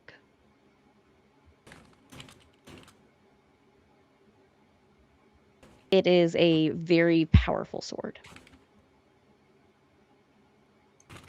There's a few other magic items, but those you can tell are all going to be at the grand auction. Did they give us any money to try to auction to buy these in the auction, or are we just left up to our own devices? They did give you funds. Basically, they gave you like amounts they're willing to spend. But they also said if you can somehow get these items without us having to purchase them, that'd be great. Uh, Hmm. might be difficult, but they gave you multiple options. Basically, they do not want to tie themselves to whatever shenanigans you get yourselves into. But they basically said, these are the items we want. Please try and get them, whatever means necessary. Uh, More Uh, so, they uh-huh. would also like you guys to distract from those items. Okay. And final question. At least on the named items, the Caldebulk and the malicious Maleficarum, Malleus Maleficarum. Do I see anyone who is currently paying attention to them? So the sword will be one that will come out during the grand auction. Okay. Um, the book, however, is out at the silent auction. Mhm, There's quite a few people that are milling about near it. mhm. You may have more success, at least like as you're like observing, when things are removed to be distributed. Okay. I feel like I can steal the book. The sword is going to be a little bit harder to steal. Oh my god. Um, but that's a very like I look over at I say I look over at Father Segundo and Nisha, I feel like you're very busy looking at the things that you actually want to buy, so you might not get it. Um, Williams, I don't know how focused you are in at this moment of things on the list. Seldon, I feel like you might be tapped in at the moment too. So like I'm gonna look over Yeah. at the books and kind of just like tap my nose a little bit, and then just like look back over at you all to be like, go for it. Uh, Father Segundo is still hearing what you said earlier, Violet, ring in his ears. And can't really encourage that you put yourself at risk that way right now, but does clock that we need the stuff and that you probably would want the sword even more than the book. I mean, that's not even a question, right? Like the idea of Violet having the sword is probably like a best case scenario, right? Yeah. So I I think like, how do I steal a sword? Like, where does it go? well, hold on, options in life, right? Like maybe. But the first part is how do you actually get it, and then you can deal with the problem of how do you have it. What's around the sword right now, Mary? So the sword currently is in storage. Okay. It is not out. It won't come out like Right. for everyone to see until the auction starts, like And that's the the big same like for all live of these bidding. items. That's the same for Uh, all the big ticket items. Correct. They're all Right. within a storage area in the house. You don't know exactly where, Okay. but it's That was what somewhere I in was the about to house. ask. There's no way that we could try to observe our way into guessing a direction that it might be brought in through, right? I mean, we'll eventually see them bring it in anyway when they bring the first item in.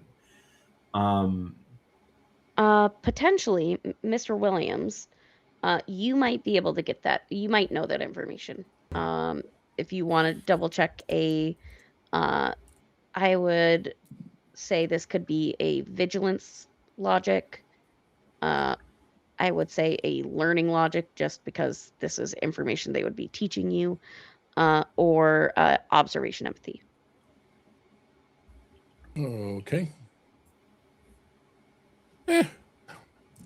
We've been doing a lot of stealth stuff. Seems only fair to try some vigilance. I do not think that I have my my hurricane lamp with me that gives me a bonus on vigilance. This would not be a place for it. And without it, yeah, nothing. 2 1s. That's all right. I had a backup question. Do we see Willie anywhere? You do. Mm-hmm. You see, he is with his parents. Mm-hmm. Very much doing the usual host greeting, looking absolutely bored out of his mind, and doing what he is supposed to. Often getting clucked at by his mother of stand up straight, stop slouching, look like you're involved. The common things for the English nobility. You definitely know that he will probably get a stern talking to afterwards. Sorry, God. If the families are here, is Delilah here? You do see Delilah. She is heavily guarded, but you see her. Okay. Not a whole lot I can do about that, but it is she is, proof of life. Yep, she's okay. Yep. She seems like rather okay. In the fact that even though she is heavily guarded, it seems as though she got to choose her guards, and you would recognize a few of them from the different people you worked with previously. Okay, one other question. We know there are items that the Apollonian Society wants us to obtain. Is there anything that would strike our attention from a different angle, like this does not belong in a museum kind of stuff that should go back to Ireland? Everything here, everything. Yeah. Okay, These guys are English. Yeah. But is any of it from our stomping grounds? I guess is what I'm talking about. Caldbolg is looking through the other items up for auction. You see 3 of the 4 of the big treasures of the Tua de Danann, the gods and goddesses of Irish folklore. 3 of the 4 objects are up for auction tonight.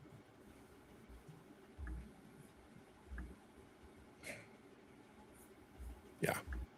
Those 4 items would be the Stone of Destiny. There has been a chip off of it that is being sold. The Cleave a Sholeash, that is the Sword of Light, Nuada's sword. And the 4th item being the Spear of Victory, known as Loof Spear. That is basically whoever uses this weapon, you will win the fight no matter what. These are very, very important to Irish folklore. The one that isn't there, however, that's a little shocking, as it seems like it would probably be the easiest to get, is the Cauldron of the Dagda, that known as the Cauldron of Plenty. Basically, it is a cauldron that when there's food made in it, no one will ever go hungry.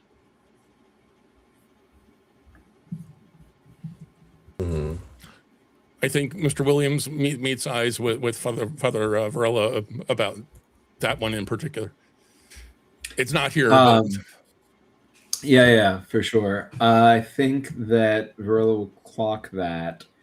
And truthfully, adherent to 9 violence that Father Segundo is, does consider the theft of these items to be violence, and rectifying that would be a good way to spend today.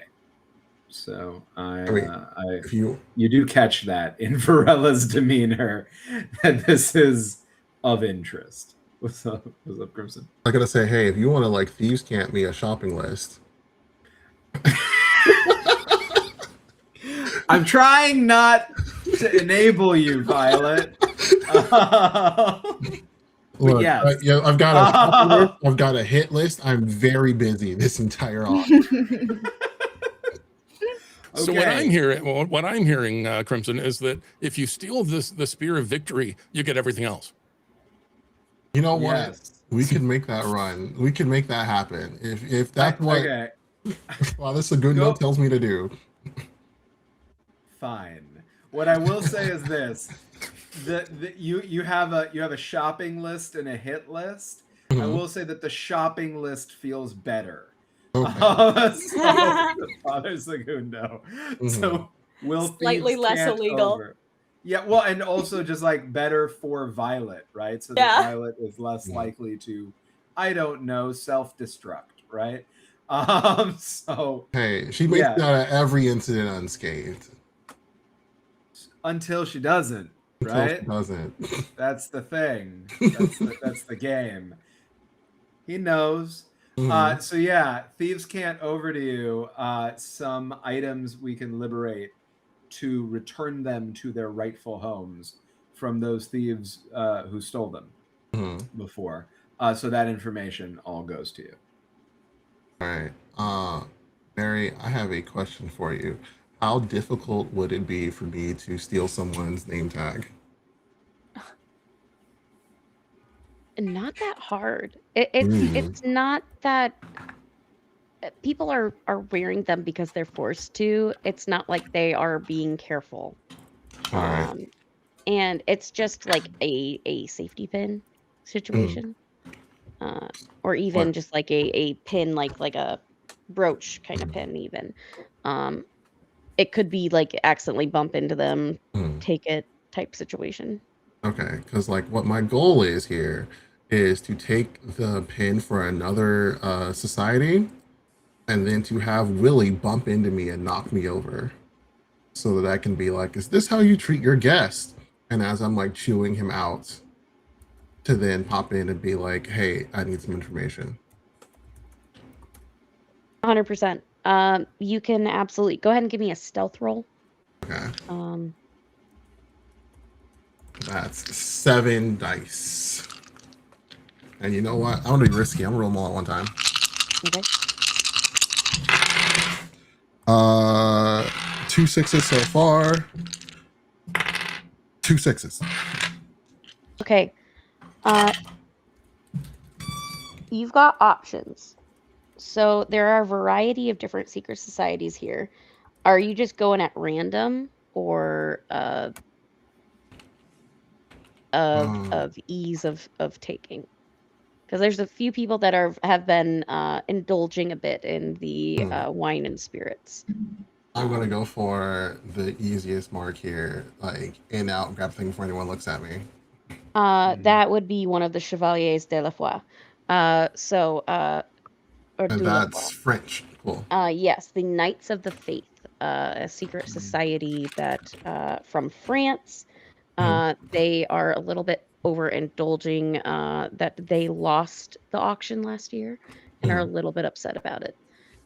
You're able to bump into one of them, steal the name tag denoting what group they are a part of. Like, kind of like, are you trying to replace with your own? What's your Yeah, plan? okay, that's gonna be a very Okay. quick, just like, You're able to do the switch very easily. They are here because they have to be, not because they want to be. okay. But they you can tell they have a lot of witch hunting regalia, Mm-hmm. as well as the different specifically tied to Catholicism. Okay. Uh, I want to run their pockets, but I'm not gonna do it right now. Um, something interesting they might have in there, but that's for Violet at another time. There are bigger things to steal. Don't get distracted. Um, Cool. And so then I'm going to kind of just like walk over to the general direction of where Willie is and to like stick my like so like with my back turned towards him to have my foot like in front of his so that when he like hits it I fall over. You can absolutely see he can clock what you're trying to do. Does the classics, accidentally spills the wine, trips. Just the moment where I'm just like, oh my goodness, my dress. Is this how you treat your guest? Oh my goodness, I'm so sorry about this. And like you can see, like brings out like a handkerchief and tries to blot his mother just like tisking under her breath. I'm gonna give a manipulation check just to see how many people he can get to focus on him in the mistake.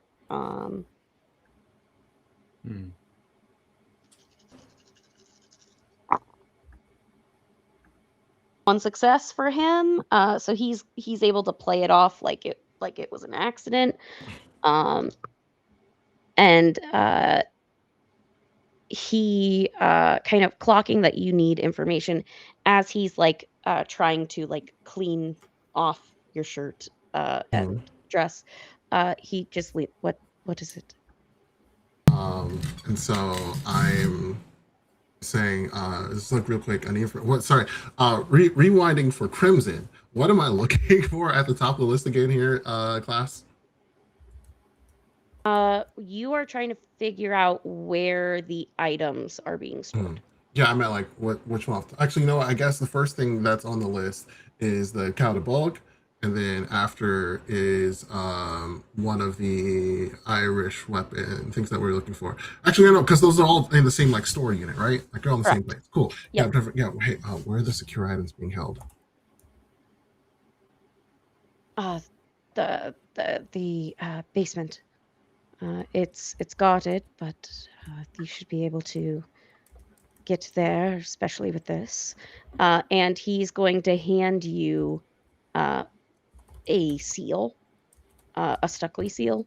Mm-hmm. Uh, Uh, yeah.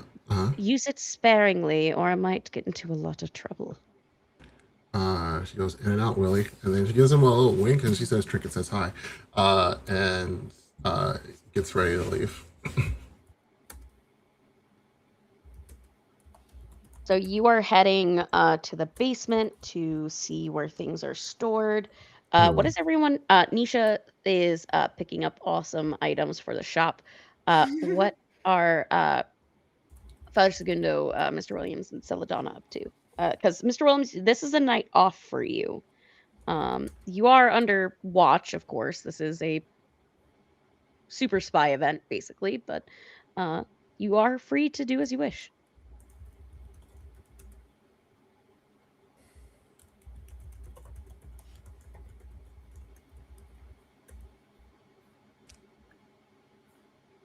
If somebody else knows what they're doing with the opportunity, go ahead and come on back to me while I ponder. I do actually think that Father Segundo might be checking in on Celadonna again, given Celadonna had to go through earlier, before potentially turning to deal with anything that might relate to what was shared before by Hawkins, the expectations to keep an eye on specific items and to deal with the Spanish.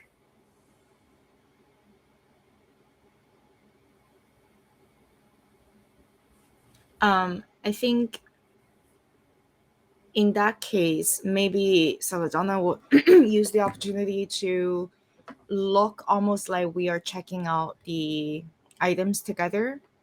But what we don't see Hawkins, right? He's nowhere to be seen. Yeah, you do not see him anywhere. He did not arrive with you. Um, Okay. you do not know. I think what she's trying to do is she's trying to listen and observe the items and see if there are any ghosts that she could see and sense to try to see what else the ears that would always be listening, the eyes that would always be looking even when we were not here before, from the items. So she's trying to just take a glance across the entire space to try to see if there are any hidden information that would be useful, would be meaningful here.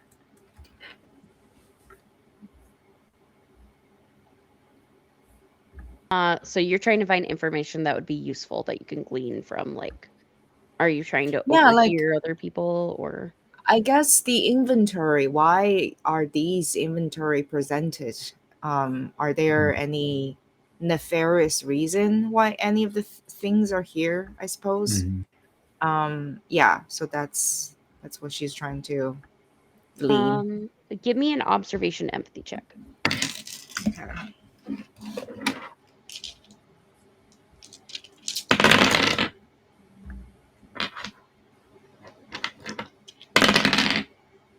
One. One success is all you need. Looking at like all the items up for auction, they're all divided by what group brought what thing. As far as the groups that you can see that are clearly denoted, there are some secret societies that aren't tied to a specific country.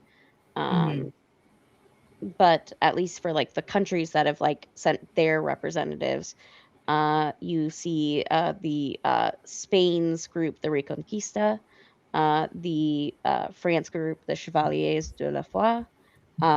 From America, you see representatives from the Miskatonic University.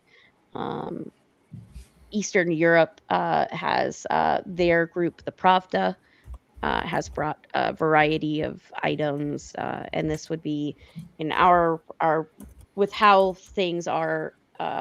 What the Pravda covers is like places in Russia, Ukraine, um, e- certain parts of Germany. It covers a very large swath of land. The Pravda does. Um, Mhm. you also have representatives from Egypt, from the Osirian Society, as well as there's a few scattered people from the different colonies of Britain as well. Mhm. But when you're looking at all the items, all of them are a show of power. Mhm.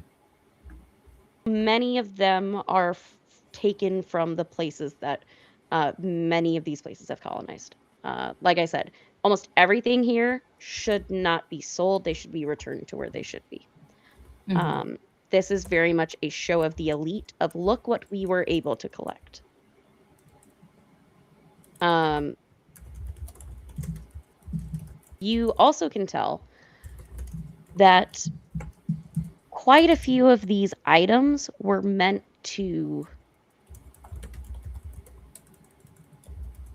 not necessarily prod other people, but you can see like some of the items. Like for instance, for Britain, they are selling some items that you know to be from either like the French group or the Spanish group or the Eastern Europe Mhm. group as a way to like kind of jab, look what we were able to win last time. It seems like many of these items are passed back and forth. That it is like whoever is able to win them this year. Many of these items are not necessarily from the culture of the country that had them. Uh, Mhm. you also see the other interesting thing is resources and information are up for auction. Mhm.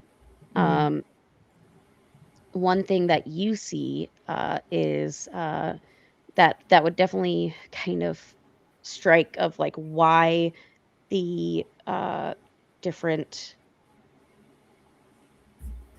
why the security was so high is there's a lot of items that are at least from Vesson or collected from Vesson. Um, Mhm. for instance, there is a marrow hat that basically that using the hat can get you to be able to work with the marrow on English soil. Because for marrows, their big thing is cannot be water creatures if they don't have their hat. So it's a way of basically allowing a group to be able to communicate with a group of Besson, Mhm. and have them, unfortunately, a system of control to Mhm. basically get that information from them. There are other items that you know of that control certain Vesson that you're seeing in the auction list. Um, Are there is there anything that I can glean from this whole situation? Because it's almost like a silent drama being unfolded here. Like these things are presented there geared towards creating conflicts, as far as she's concerned. So like just kind of observing the ebbs and flows of the emotions carried out by each representatives. Can I see, like, would I be able to observe like what, who, like between what and between who and who is this conflict trying to stir up? I feel like I'm having a hard time asking this question, but I hope you're understanding what I'm asking. Yeah, like, basically, what are they getting out of this? Like, Yeah, like what's why would they the, try to start a fight, uh, when yeah, they wouldn't have who do to? we need to look, who do we need to observe, to prevent this fight from Mhm. breaking breaking out? So, what you're able to glean is that the auction, from what you're seeing, is more so a facade. Mm-hmm. All of these objects that are up for auction, sure, you can spend money to buy them, but it's not so much buying the particular item as creating the alliance that allows you to use it. Mm-hmm.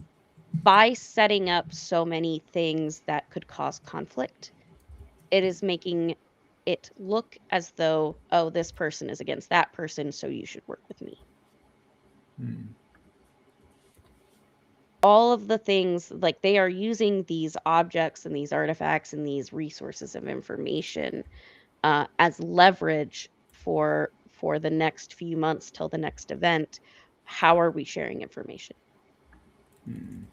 Who are we sharing it with? Are you going to be able to use my resources, and what are you willing to give me if you get to use them? It is also a show of power, that look at all of what I have so you don't try and double cross me. Don't support my enemies. Uh, Many of the people that are here tonight and that you've been able to see, like with the information, listening to people mill about, they are what is considered the primary secret society in their country of origin. That doesn't mean those other secret societies don't exist. This is just the ranking player that is within the society alliance. You know of, I would say, Father Segundo, you know of the different secret societies from Cuba Right. and from that uh, technically have a very good resource of power that could try Mm-hmm. and overtake the Spanish society if they did not have the allies that they did. Many of the secret Right. societies help support the different rebellions, but they aren't talked about, they aren't seen. Um, the ones that you are seeing today are the ones that at least are the loudest. Mm. Copy that. And would I know from the politics of being at Roadhouse and also of my experiences in Cuba and dealing with the Spanish, would I have a sense of pressure points walking into this interaction in terms of who I could use to distract the Spanish, who would be more likely to potentially help with anything that I might need to do against the Spanish, any of that?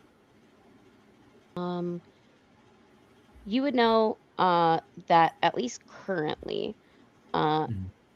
the the English and the as far as like Spanish are pretty neutral as far as like the Okay. politics going on right now. There are some disturbances and upsetness due to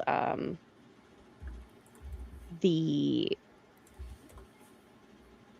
I would say, like the differentiations of power. So, like for example, uh, the Spanish are not really getting along with English and French right now, but they're Mhm. neutral because of the power source that they have. Um, to try and distract the Spanish, they do not have a lot of skin in the game so much as they are going for alliances. If you Okay. can disrupt of how people view them, Hmm. if you can show that they are not as powerful as they seem, Mm. it will make Okay. it so they have less resources. Sure, that makes sense, which is obviously going to help the group in Cuba. Uh, Perfect. I will look out for their interactions with the English or the French. Is it fair to say that the extra tippling that we found the French doing before is a consistent thing across the representatives of the French delegation here? There are some that I would say like are a little bit more like actively involved. I would say the majority of the French delegations of the Knights of the Faith um, Hmm. are there because they have to be. There are some that are like the higher ups that are actually trying to work towards forming greater alliances, but they have been snubbed from last year, so they are not really willing to like give anything at this point. Um, the Pravda are probably the people that everyone is trying to work with right now. Sure. Between the English and the Pravda, it's those two that they're really, and slowly the Americas. But the Americas are very much, we are neutral and we're not Right. dealing with any of this. But I would say if you can get the Pravda to see badly about Spain, Hmm. that would very much hurt them. Or even if you can get the English too. English is probably a little bit harder, but the Pravda very much are about loyalty and our tradition. If you can show that Copy. they do not respect those things, then you can get the Pravda to not want to work with them. Beautiful. Love that. I'm going to keep a lookout for any items that the Pravda seem to be particularly excited about from a position of tradition, and then I will see how I can disrupt. You notice that many of the items the Pravda are after are specifically items that, how do I say it? It's not necessarily items that harm Vessen, but they're surely help to harm them. The Mhm. Pravda very much their belief system is it is not for totally getting rid of the Vesson, but they are very much a action first, ask questions later.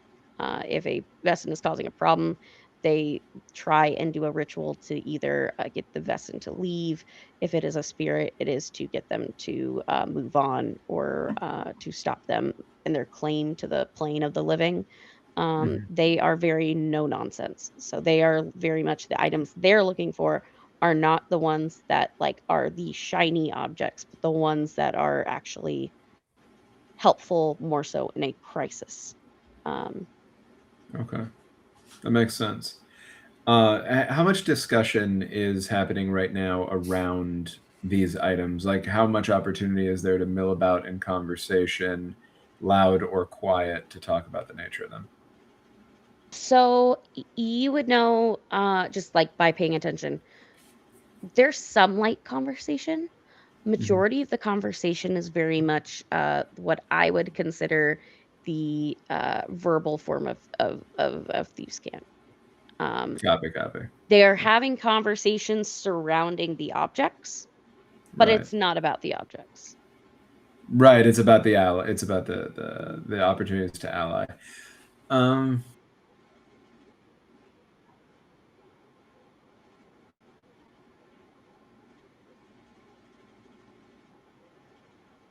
Um, right now, you don't see much. Currently, the you see some of the Spanish delegates are trying to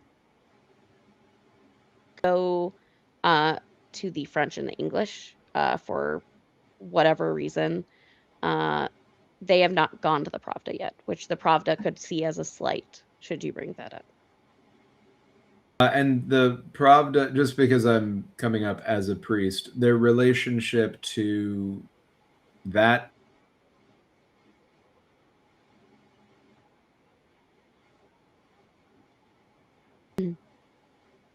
100. So, how do I say it? Pravda, as far as religion, they do a variety. Uh, you would probably be welcomed in closer because you were technically an offshoot. More of their people would be like either Eastern Orthodoxy. Um, so like you are like distant cousin that chose the wrong way. But you're still gonna respect it. Not as like you're not gonna be as upset as a Protestant.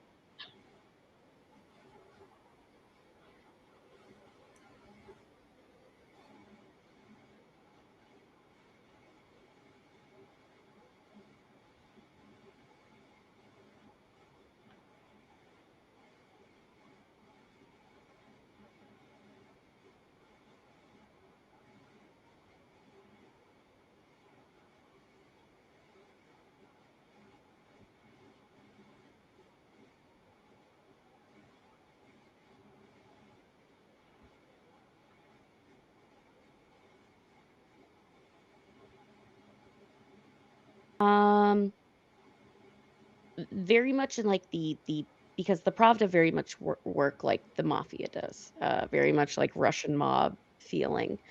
Um, they are incredibly grateful of your show of reverence. And they are conversing about the objects, but more so about the underlying info, just so we don't confuse audience. We'll be basically having that conversation. Um, they are more interested in the goings on of the English. Um, they have heard uh, of malcontent within ranks and are curious as to whether there's any truth to this, as well as any, if there is malcontent, of which one will win the other side.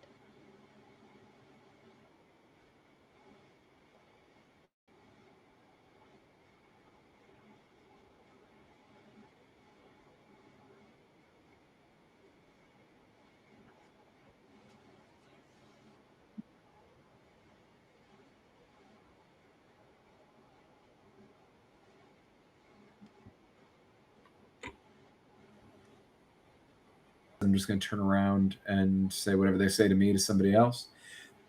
So I'm very careful in how I'm honest, but I do speak about how they are wise to concern themselves with these dynamics, not just as members of this broader delegation that have all come together here today, but as people who could be indirectly impacted by whatever happens if this is not properly controlled. And it does seem that those who are not quite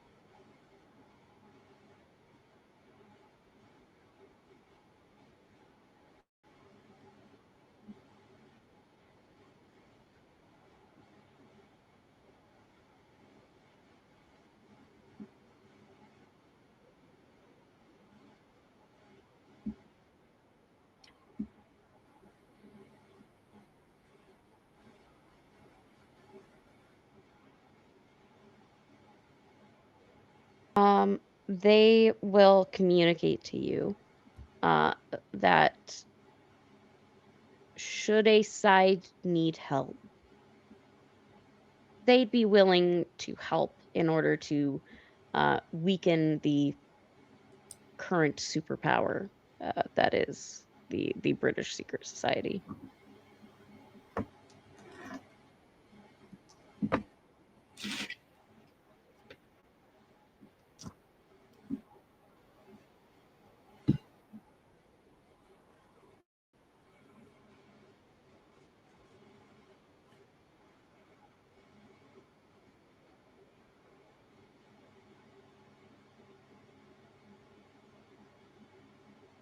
All right. They will absolutely accept that. You also, in conversing with them, uh, you can tell that they're at least what they accidentally give away that you're able to pick up. They are looking to undermine a lot of these groups currently.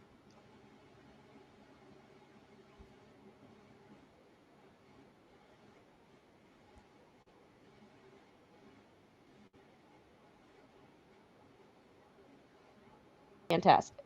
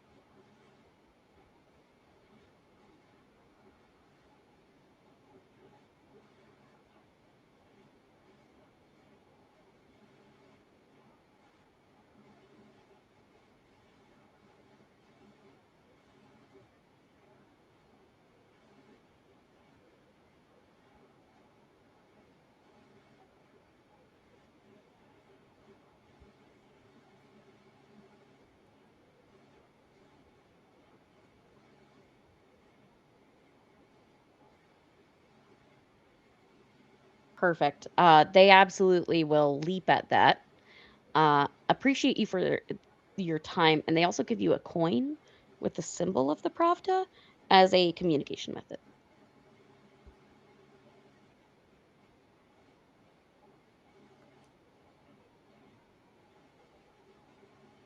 Um, Mr. Williams, what have you been up to? So, two questions, possibly three. Number one, Mr. Williams is very much aware, as a servant, of that category of people who just are invisible, because nobody notices, nobody pays attention. He's going to take a sweep through the auction items and see what is here that nobody has paying attention to. Steve's cultural referent is that is the cup of a carpenter. Yes, 100%. There is one that you can see. It is technically an item from Ireland, and it's called the Truthful Cup of Cormac. On the description, it says, "This is a cup that shatters if a lie is told in its presence. It restores itself when truths are spoken." It has been looked over because it is handcrafted. It looks to be made of like clay. There's nothing special about it. You see that carved into the sides are different symbols, more so than writing. In Irish culture, if way back, the only things written in like a written form of language were directions and things. Anything that is more auspicious should never be put to writing. More so, there are images that have been inlaid into the cup, very much showing the balance, like almost like a balance scale of the lies and truth. And you can even see the shatter lines of how many times this cup has been shattered and reformed.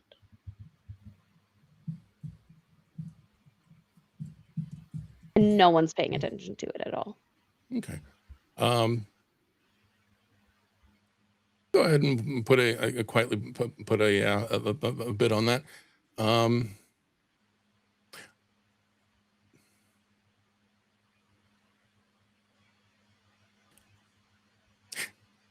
Yeah, there are other questions that that Williams is pondering, but I know we are on a clock this evening, so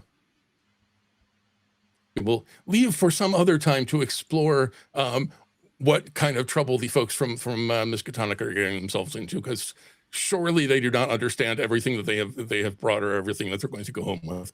But that's another story. It's definitely one that we can dive into at a later date. You can definitely get a hold of the people and get some information from them. They are much more, I would say, the people at Miskatonic are not as privy to like the upstairs downstairs philosophy that the English have. They're more willing to talk to whoever it is. Yeah. So you can get some info from them to contact at a later date. Um, we don't have Violet here yet, but we'll have Violet see this. But Mr. Williams, since you are able to get to places that other people can't always, you hear things going on downstairs, more towards like the servants' quarters, where kind of the basement is. And you would have seen Violet going to that location. Okay. And Violet, you start to hear commotion going on in the basement.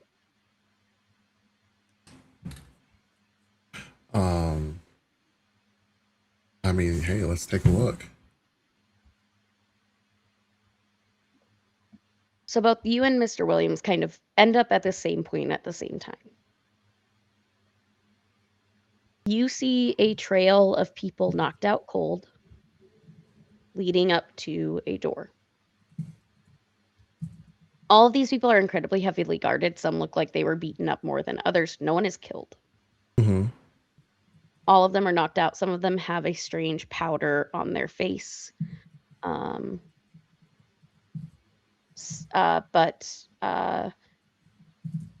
there's just a trail of guards leading up to what looks like a wine cellar door that has a bunch of different locks and things that are all broken on it. I'm gonna say at some point, it's not like, I don't feel like it's a stretch to say that Violet has a larger handkerchief on her somewhere, maybe like even in her bag where she normally carries things. So if everyone has powder thrown across their face, the first thing she's gonna do is tie one across her face, so that way that doesn't happen to her. She's gonna look over at Williams and do you have a weapon on you, Williams? Well, yes, I have you, Miss Violet.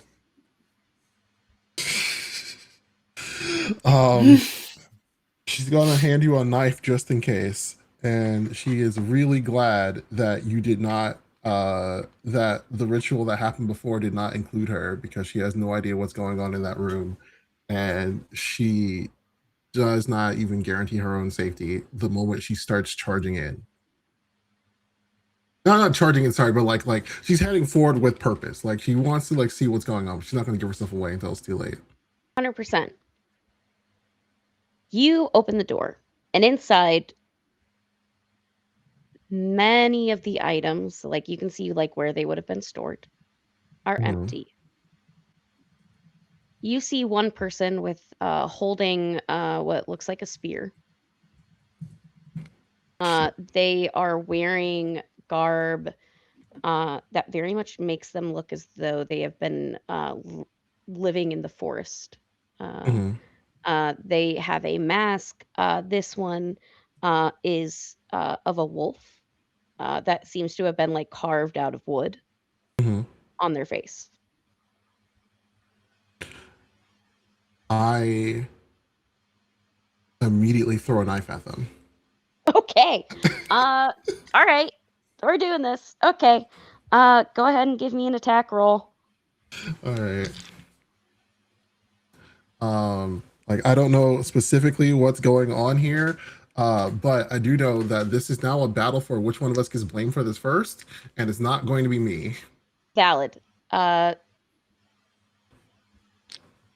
Go ahead and make a roll, and then Damn, I can't push that. Yes. What are you asking, sir? Can I push this? You can push an attack roll. Okay, cool. One success. Okay, one success. I'm going to make a check for her. She is wielding the spear.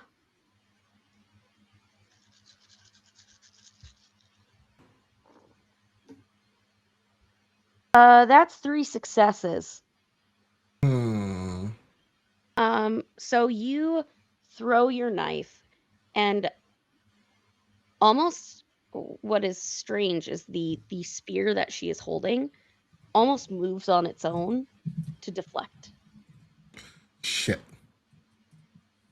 I'm going to turn and immediately go, Williams, we need to leave.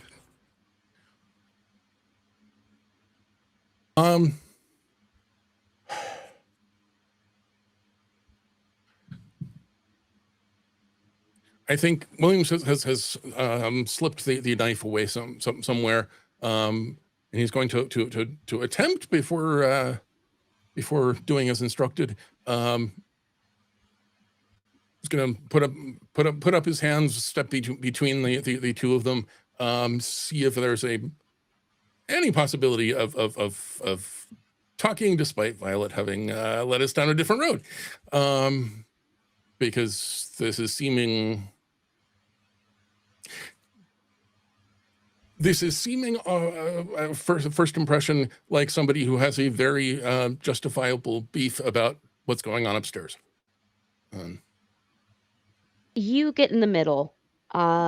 You both see The person in front of you get out this very, very old leather satchel that has a variety of different Celtic sigils as well as symbolism.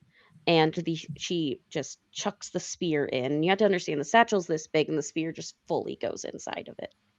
That's Um, so handy.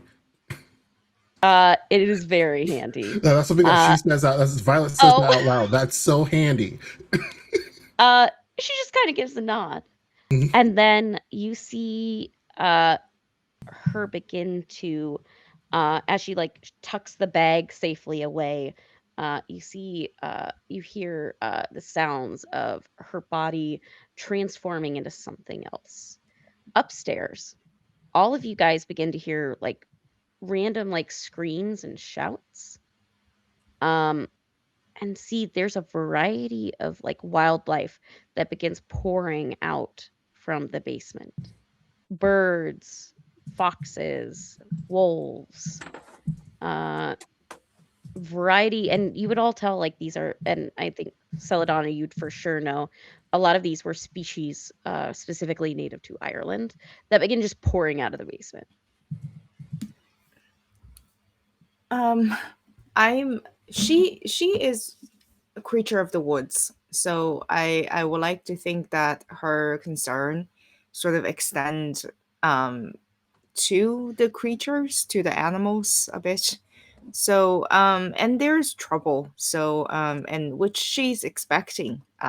There's starting to be trouble this whole time. She's observing conflicts ready to unfold, and this is a sign. So I'm just gonna run down um and try to open my mind and open all of the senses to see what's going on. You notice like opening your mind, opening your senses, trying to tell the seen from the unseen. Um, you see souls intertwined. Uh, every animal has the soul of a human uh, bound by an animal soul.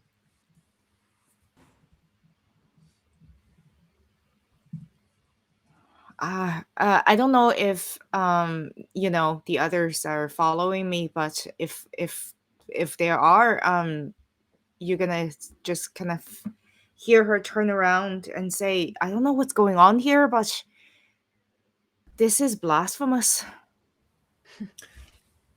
I think at this point, Father Segundo would have followed you if Mary. You think it's credible that, like, off of what Father Segundo did before, that his attention would have been back and he'd been able to follow. Yeah. Absolutely. I'm assuming like the hall is like chaos with all of this. It is chaos, but it's interesting to see how each group deals with it. Okay. The Pravda have a very large staff that they clack into the ground, uh, growing around them walls and basically encasing themselves. Yeah. The Chevaliers are more so literally swords out, let's play. The Osirians are actually beginning to conjure things. But each group, and it's in this chaos that Father Segundo, you meet eyes uh, with a rival at like that moment, just like as you're following Celadonna and as like all of these animals are running out, some of them fighting some of these different Is society members while others are running. I know this is gonna be a terrible idea, probably, but can I try to calm these animals with my magic of like just to almost like release the scent of the woods and to reach the animal parts of the spirit so that I can hold off the animals. Um, Um, yeah, because I find it easier to communicate with them than the souls of the people that's intertwined with them. Um, so in a sense, similar to earlier dampening the sound, now she's trying to calm them and so that they are not going to be harmed, or they are not going to attack the people nor harmed by the people who are trying to use swords on them. Absolutely. So as you reach out with this music, don't roll yet because Hmm. you're going to realize something of why this magic might not work the way you want it to. Okay. They're doing this on purpose. They are causing chaos on purpose. Every single one of these creatures is not behaving out of an extreme like fear or agitation. This, while appears to be pure chaos, is a very heavily controlled machine. Then realizing that, could she, instead of trying to use magic to calm them, to communicate with them instead, to try to see if they could tell me who orchestrated this, like who are you working for, what's your purpose? Um, you reach out, and you're going to get a basic answer no matter what. Mhm. Go ahead and give an observation just to just figure out observation empathy to how long you can keep this open. Okay. That's promising. And that is 3 successes. 3 successes, you're able to keep it long enough to ask your questions. When you reach out and say, "Who's behind this? Like, why is this happening?" You get this sentence: "We are merely uh, returning what is ours." Mhm. And the Fianna sends their regards. Mhm. While this is happening, Yes. I'm in the everyone freaking out. I'm attempting to follow Celadonna and Segundo. I would, if I can, try to get eyes on Hawkins if he's around, just to like glean general reaction from him. But I'm not like sticking around. If I don't see him immediately, I'm moving. 100%. You're looking for Hawkins. And that is when you notice one of the guards was reacting as normal, like trying to make it through the people, ushering them in different areas. Mhm. And then you see like kind of slight glow under the tunic, the button down, uh, basically the Yeah. suit. You see a green glow uh, around his chest, and his eyes turn this really bright green color, as it seems as though he is being puppeted. Shachwit, brother.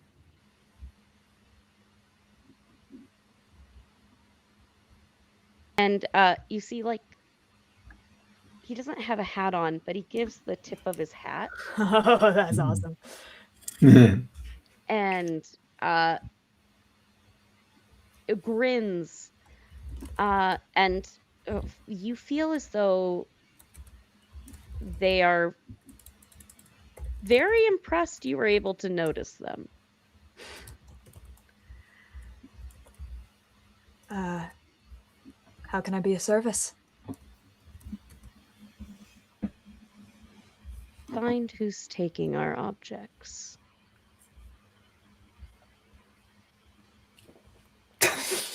Like, that's only half in character. You have any Valid. idea how little that narrows it down? Yeah.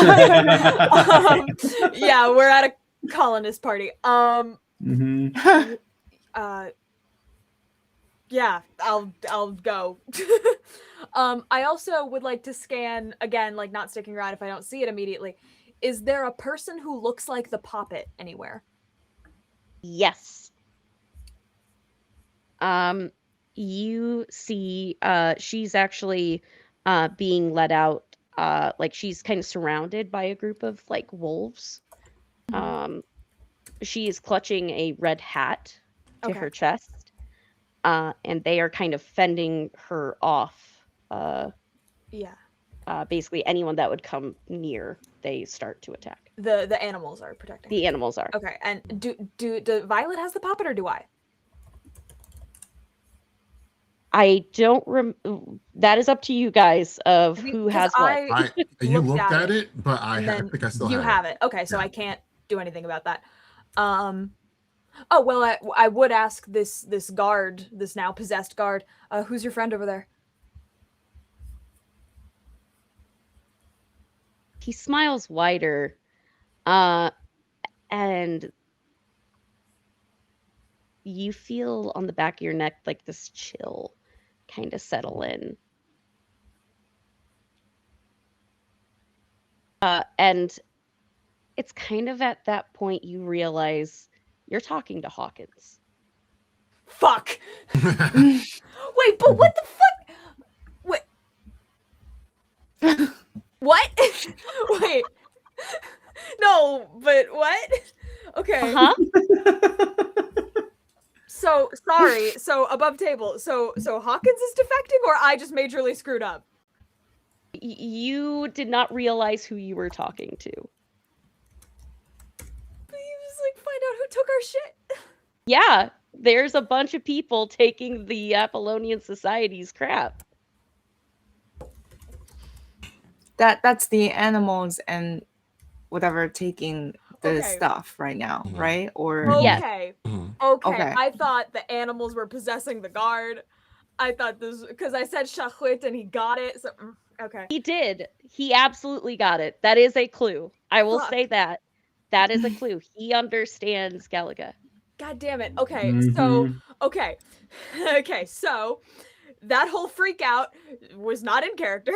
I'll roll a composure thing if you'd like me to like have him like not freak out as outwardly, but like the way Nisha is going to attempt to spin this is like friend as in like, who's this bitch that you'd like me to take care of, right, buddy? Like, right, employer, pal? 100%. Go ahead and give me a manipulation check. The thing I have Manipulation 0 in? empathy, I'm to try and cover this. No, I just fucked it. I just fucked it so bad. is there It's any alright. way to assist her? Assist him? Because I think y'all. Like- I stayed behind. I was gonna follow you guys, but I think y'all went I ahead of mean- me. oh, okay. I mean, they have the immediate answer, right? Of the fact that we helped all those guards, and they had those, they had them on there. So like, you've definitely seen it. 1 success. You're able to play it off. There is definitely the feeling of that you will be watched closely now. There is the look of Hawkins of, I'm not going to say anything right now, but I know. And but you're able to play it off where not anyone else in the surrounding area would be able to figure out where that went wrong. Okay. So Does he answer the question? and remind me what the question was again. Was like, who's that woman?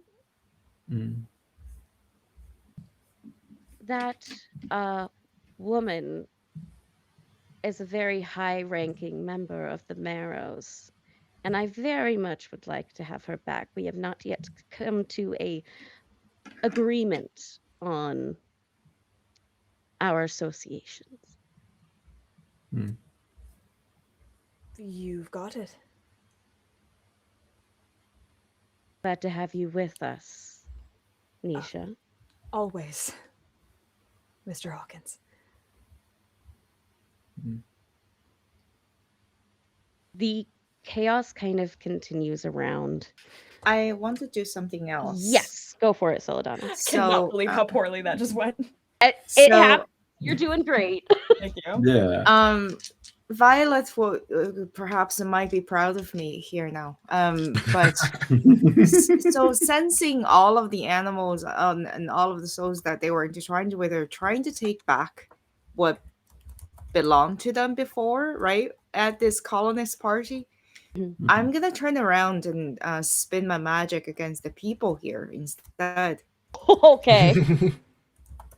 I'm gonna like control them. I'm gonna try to calm them down and allow the animals to get their stuff more easily.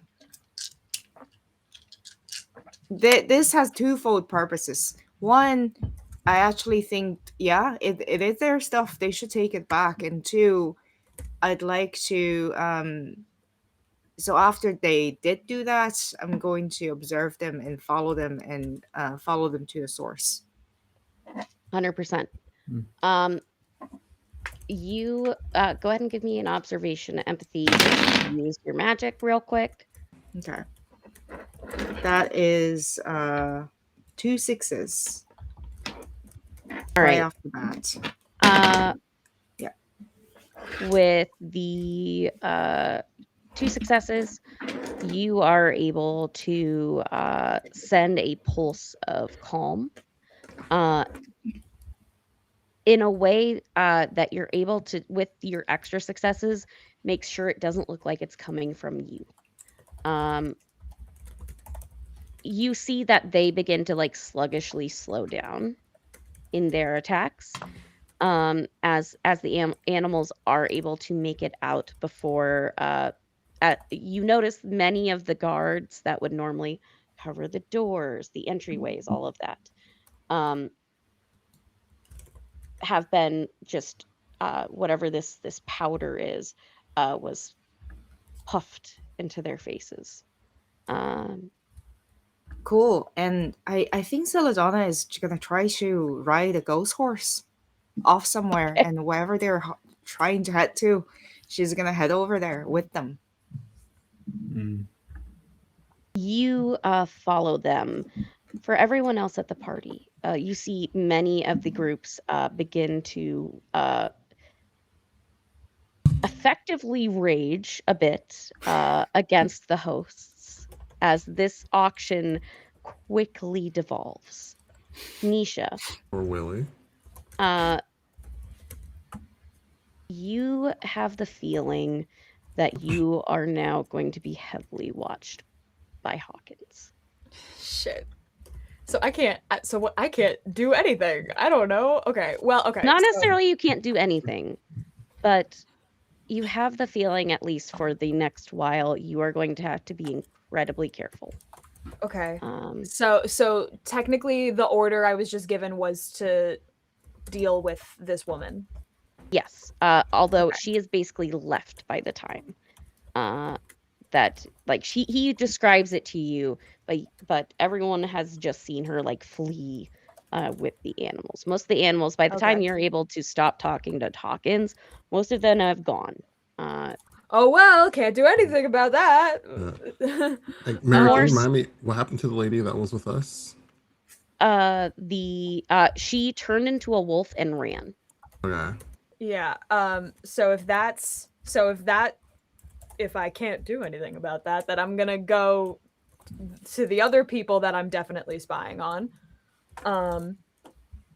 And I would like to catch Varela's sleeve. Mm-hmm. And I'm whispering, but you would immediately see like terrified kid and just I messed up. Not here. And is there somewhere that we can go just like next to where we are that's a little bit more private? There's a few little alcoves that you could hide in very quickly. This is an old Victorian home. Okay. There's tons of little rooms. Perfect. So I would just pull us into an alcove if Nisha's good with that, and say, "What can I do to help?" I don't know. I didn't know I was talking to Hawkins, and I said something I shouldn't have, and I. It's okay. What did you say? Just that I thought it was someone else, and I was asking if I could help because I don't know what all of this shite is, but I'm so sick of these English fucks, and I Yeah. I wanted to do something. Okay. I wanted to do something. It's okay. I You are doing something, and I'm grateful for that. And don't worry about it. Hawkins already doesn't like me. If Hawkins just saw us go off into an alcove together, I was gonna good. help you. I was gonna tell him I didn't see any of you do anything and they were gonna leave you alone, and now I don't know if he's going to believe me. The best thing you could do actually is tell him that I'm a problem. I need you to tell him that I'm a problem. I need you to tell him that the rest of them are doing nothing, but that you are concerned that I might be up to something that aligns with what he was worried about, and that you think that was what likely was going on. It seems to be happening without any of the others knowing about it, I don't that I want seem to them be going acting after on you. my own. It's better me than everyone. And as I mentioned, Hawkins already, due to my time at Rose House before, is at least mildly suspicious of my intentions. If you give Hawkins nothing, it's going to be obvious that you're covering for us based on what you just told me. The least damage here. And I get to choose it. They don't, right? So I would like, if you would do me the favor, to get to choose to be the target of Hawkins's attention. I'm sorry. No, it's fine. We don't have time now, but I promise when we do, I will tell you stories of my time in Cuba that will make you feel much better about yourself. All right. What are we doing about any of this? Oh, that I don't know, but one thing at a time, right? Mhm. We have this, we have a plan. This is good. My recommendation is you or I leave this alcove first, but not together. Seems that we're upset at each other. We play the rest of this time here in front of Hawkins as though you and I are on the outs. It's going to help justify in Hawkins's mind why you would say something about me here. Right. I don't know if I'm gonna get another chance to do this, and I hug you I'd give you a big hug and back. just thank you for letting me in. Thank you for wanting to be in. We need you. We need 10, 100, 1,000 of you. You're doing a good job. Thank you. And I'll run out and put on my best, like, oh, what an asshole I just spoke to. And definitely not like, like just Understandable. Yeah. You are like you go quick. You both go in your separate directions. yeah, and just like looking busy and looking like, oh no, what these animals? It definitely was clocked. Celadonna, nowhere to be seen.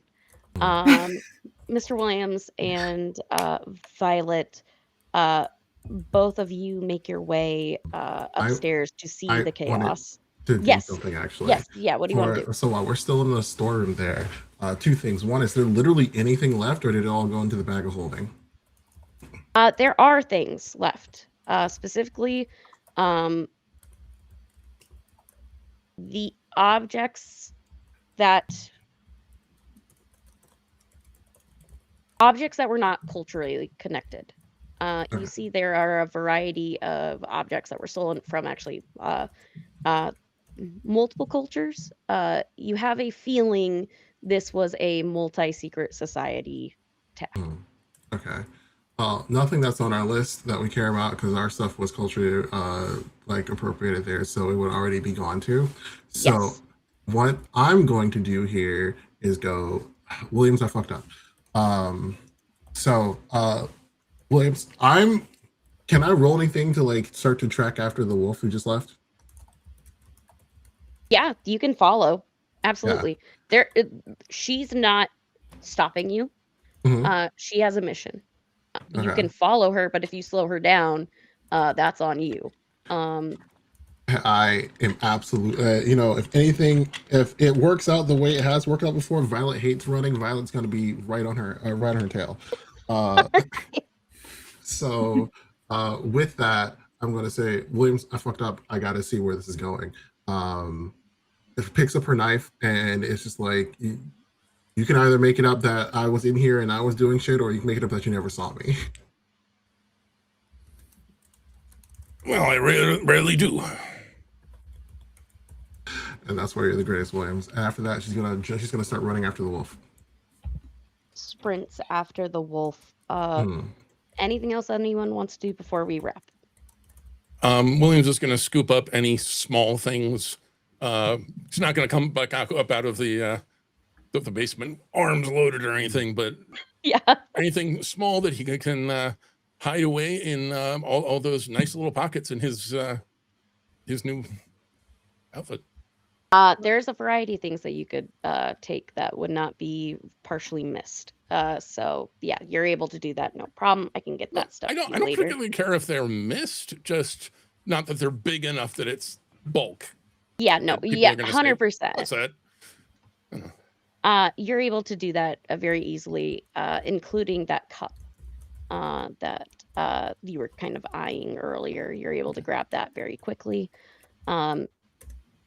The auction is officially over as the last animal escapes either by window. I want to do yeah. something on top of that. I think Celadonna, hopefully she is able to ride a ghost horse, but as she does that and follows the swarm, I would like to kind of let her hair to grow out, and the leaves stretches out, and I'm gonna like rip off pieces of the leaves and make a breadcrumbs trail.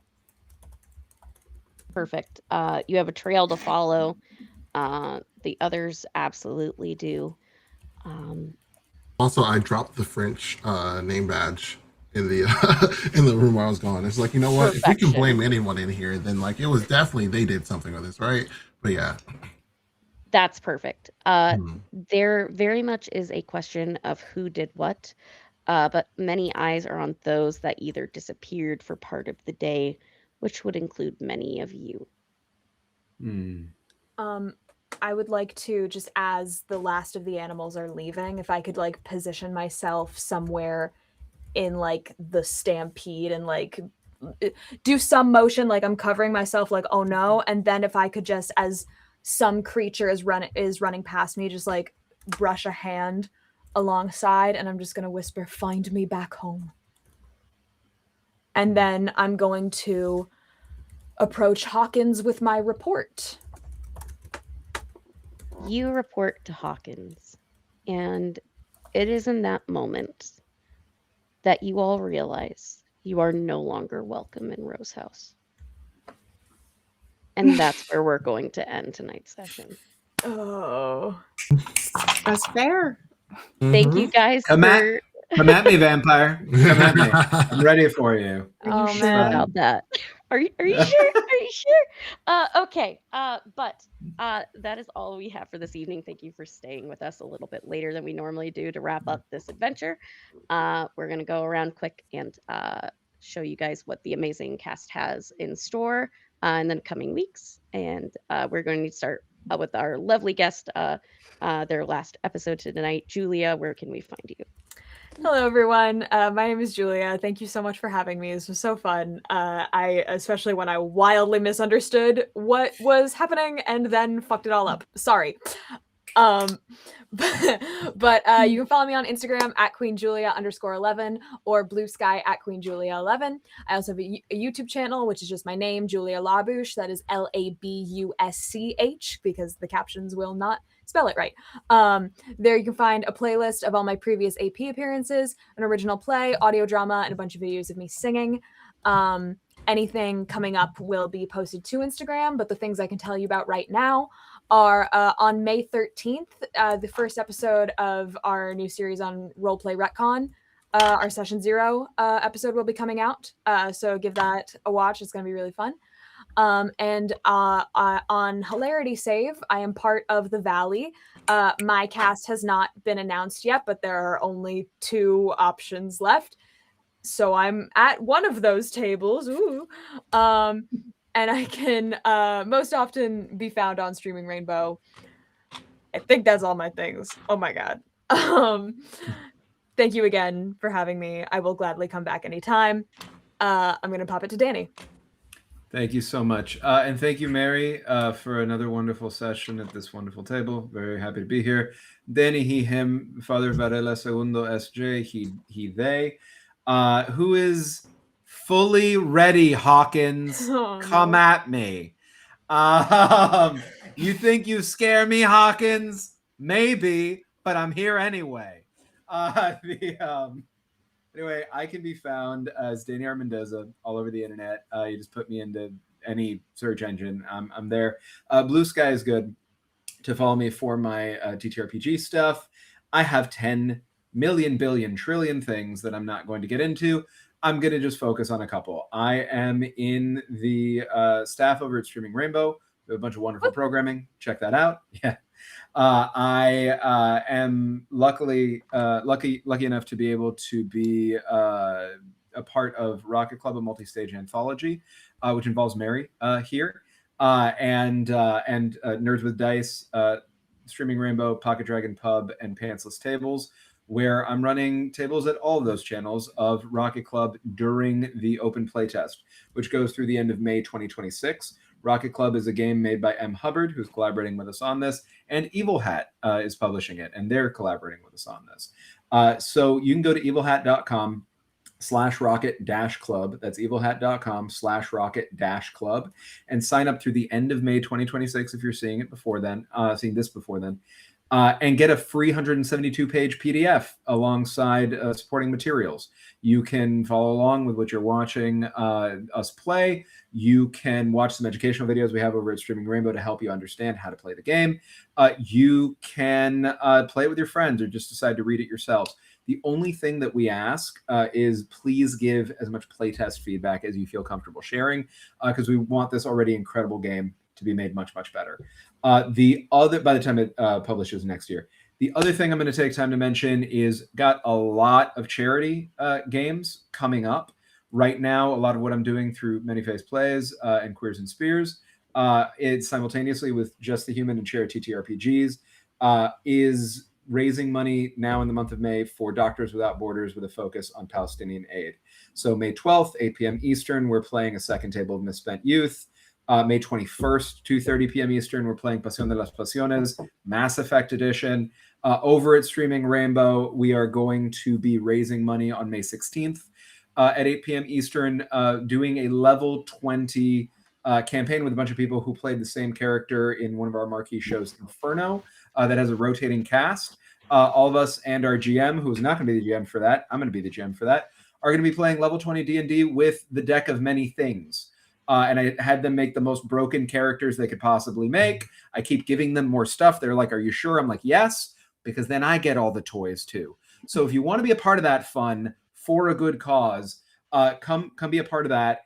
We have a bunch of stuff on all these channels and some others coming out for Pride and further out to raise money for Trans Lifeline, Trevor Project, a bunch of other stuff. So just follow my socials, and I'm going to shut up. Crimson. Hi. Hi everyone, I'm Crimson Soul. You can catch me, you can see me on Blue Sky, crimsonsoul.bluesky.social. You can catch me on Twitch, twitch.tv/crimsonsoul_, where I stream myself drawing sometimes and screaming at video games other times. I will be on twitch.tv/Valdrianth on Monday at 6 p.m. Eastern to play a cyberpunk Thirsty Sword Lesbians game where we've been on hiatus for a couple of weeks. So this week we get to see the repercussions of me shooting somebody in a panic. On Tuesday, I will be in Rotted Capes where we get to see me shooting people not in panic. It is a... it's a zombie apocalypse superhero story where I'm a regular person who hunts superheroes even before the apocalypse started, and I have made our lovely GM here very upset in character very recently, so that'll be something else that I have to unpack. And then you can catch me right back here on Thursdays where I play Violet and I make terrible decisions. I'm running off into the woods right now after people I just threw knives at. Hopefully we can be friends. And with that, let me pass it on to Steve. I'm Steve, Tall Halfling on the socials, sometimes Tall Halfling RPG. Tonight I have been your horribly overdressed Mr. Williams. Coming up, got some more charity fundraiser games with Danny, including Misspent Youth, Killer Cure. We'll see what else. You can also find me in the time before us, playing and producing and sometimes running a bunch more games over at Miskatonic Playhouse, where an encounter with Miskatonic University would not have ended quite so harmlessly as it did tonight. But special shout out to Father Segundo, who swore Williams to protect him and then rushed into, "Hey, come at me, bro." I'm so sorry, but you did need the out. So Hey, look, Yep. I'm amused. that's why I refused it. That's why I refused it, because I knew what I was going to get up to, and I did not want you jumping in the way of that bullet.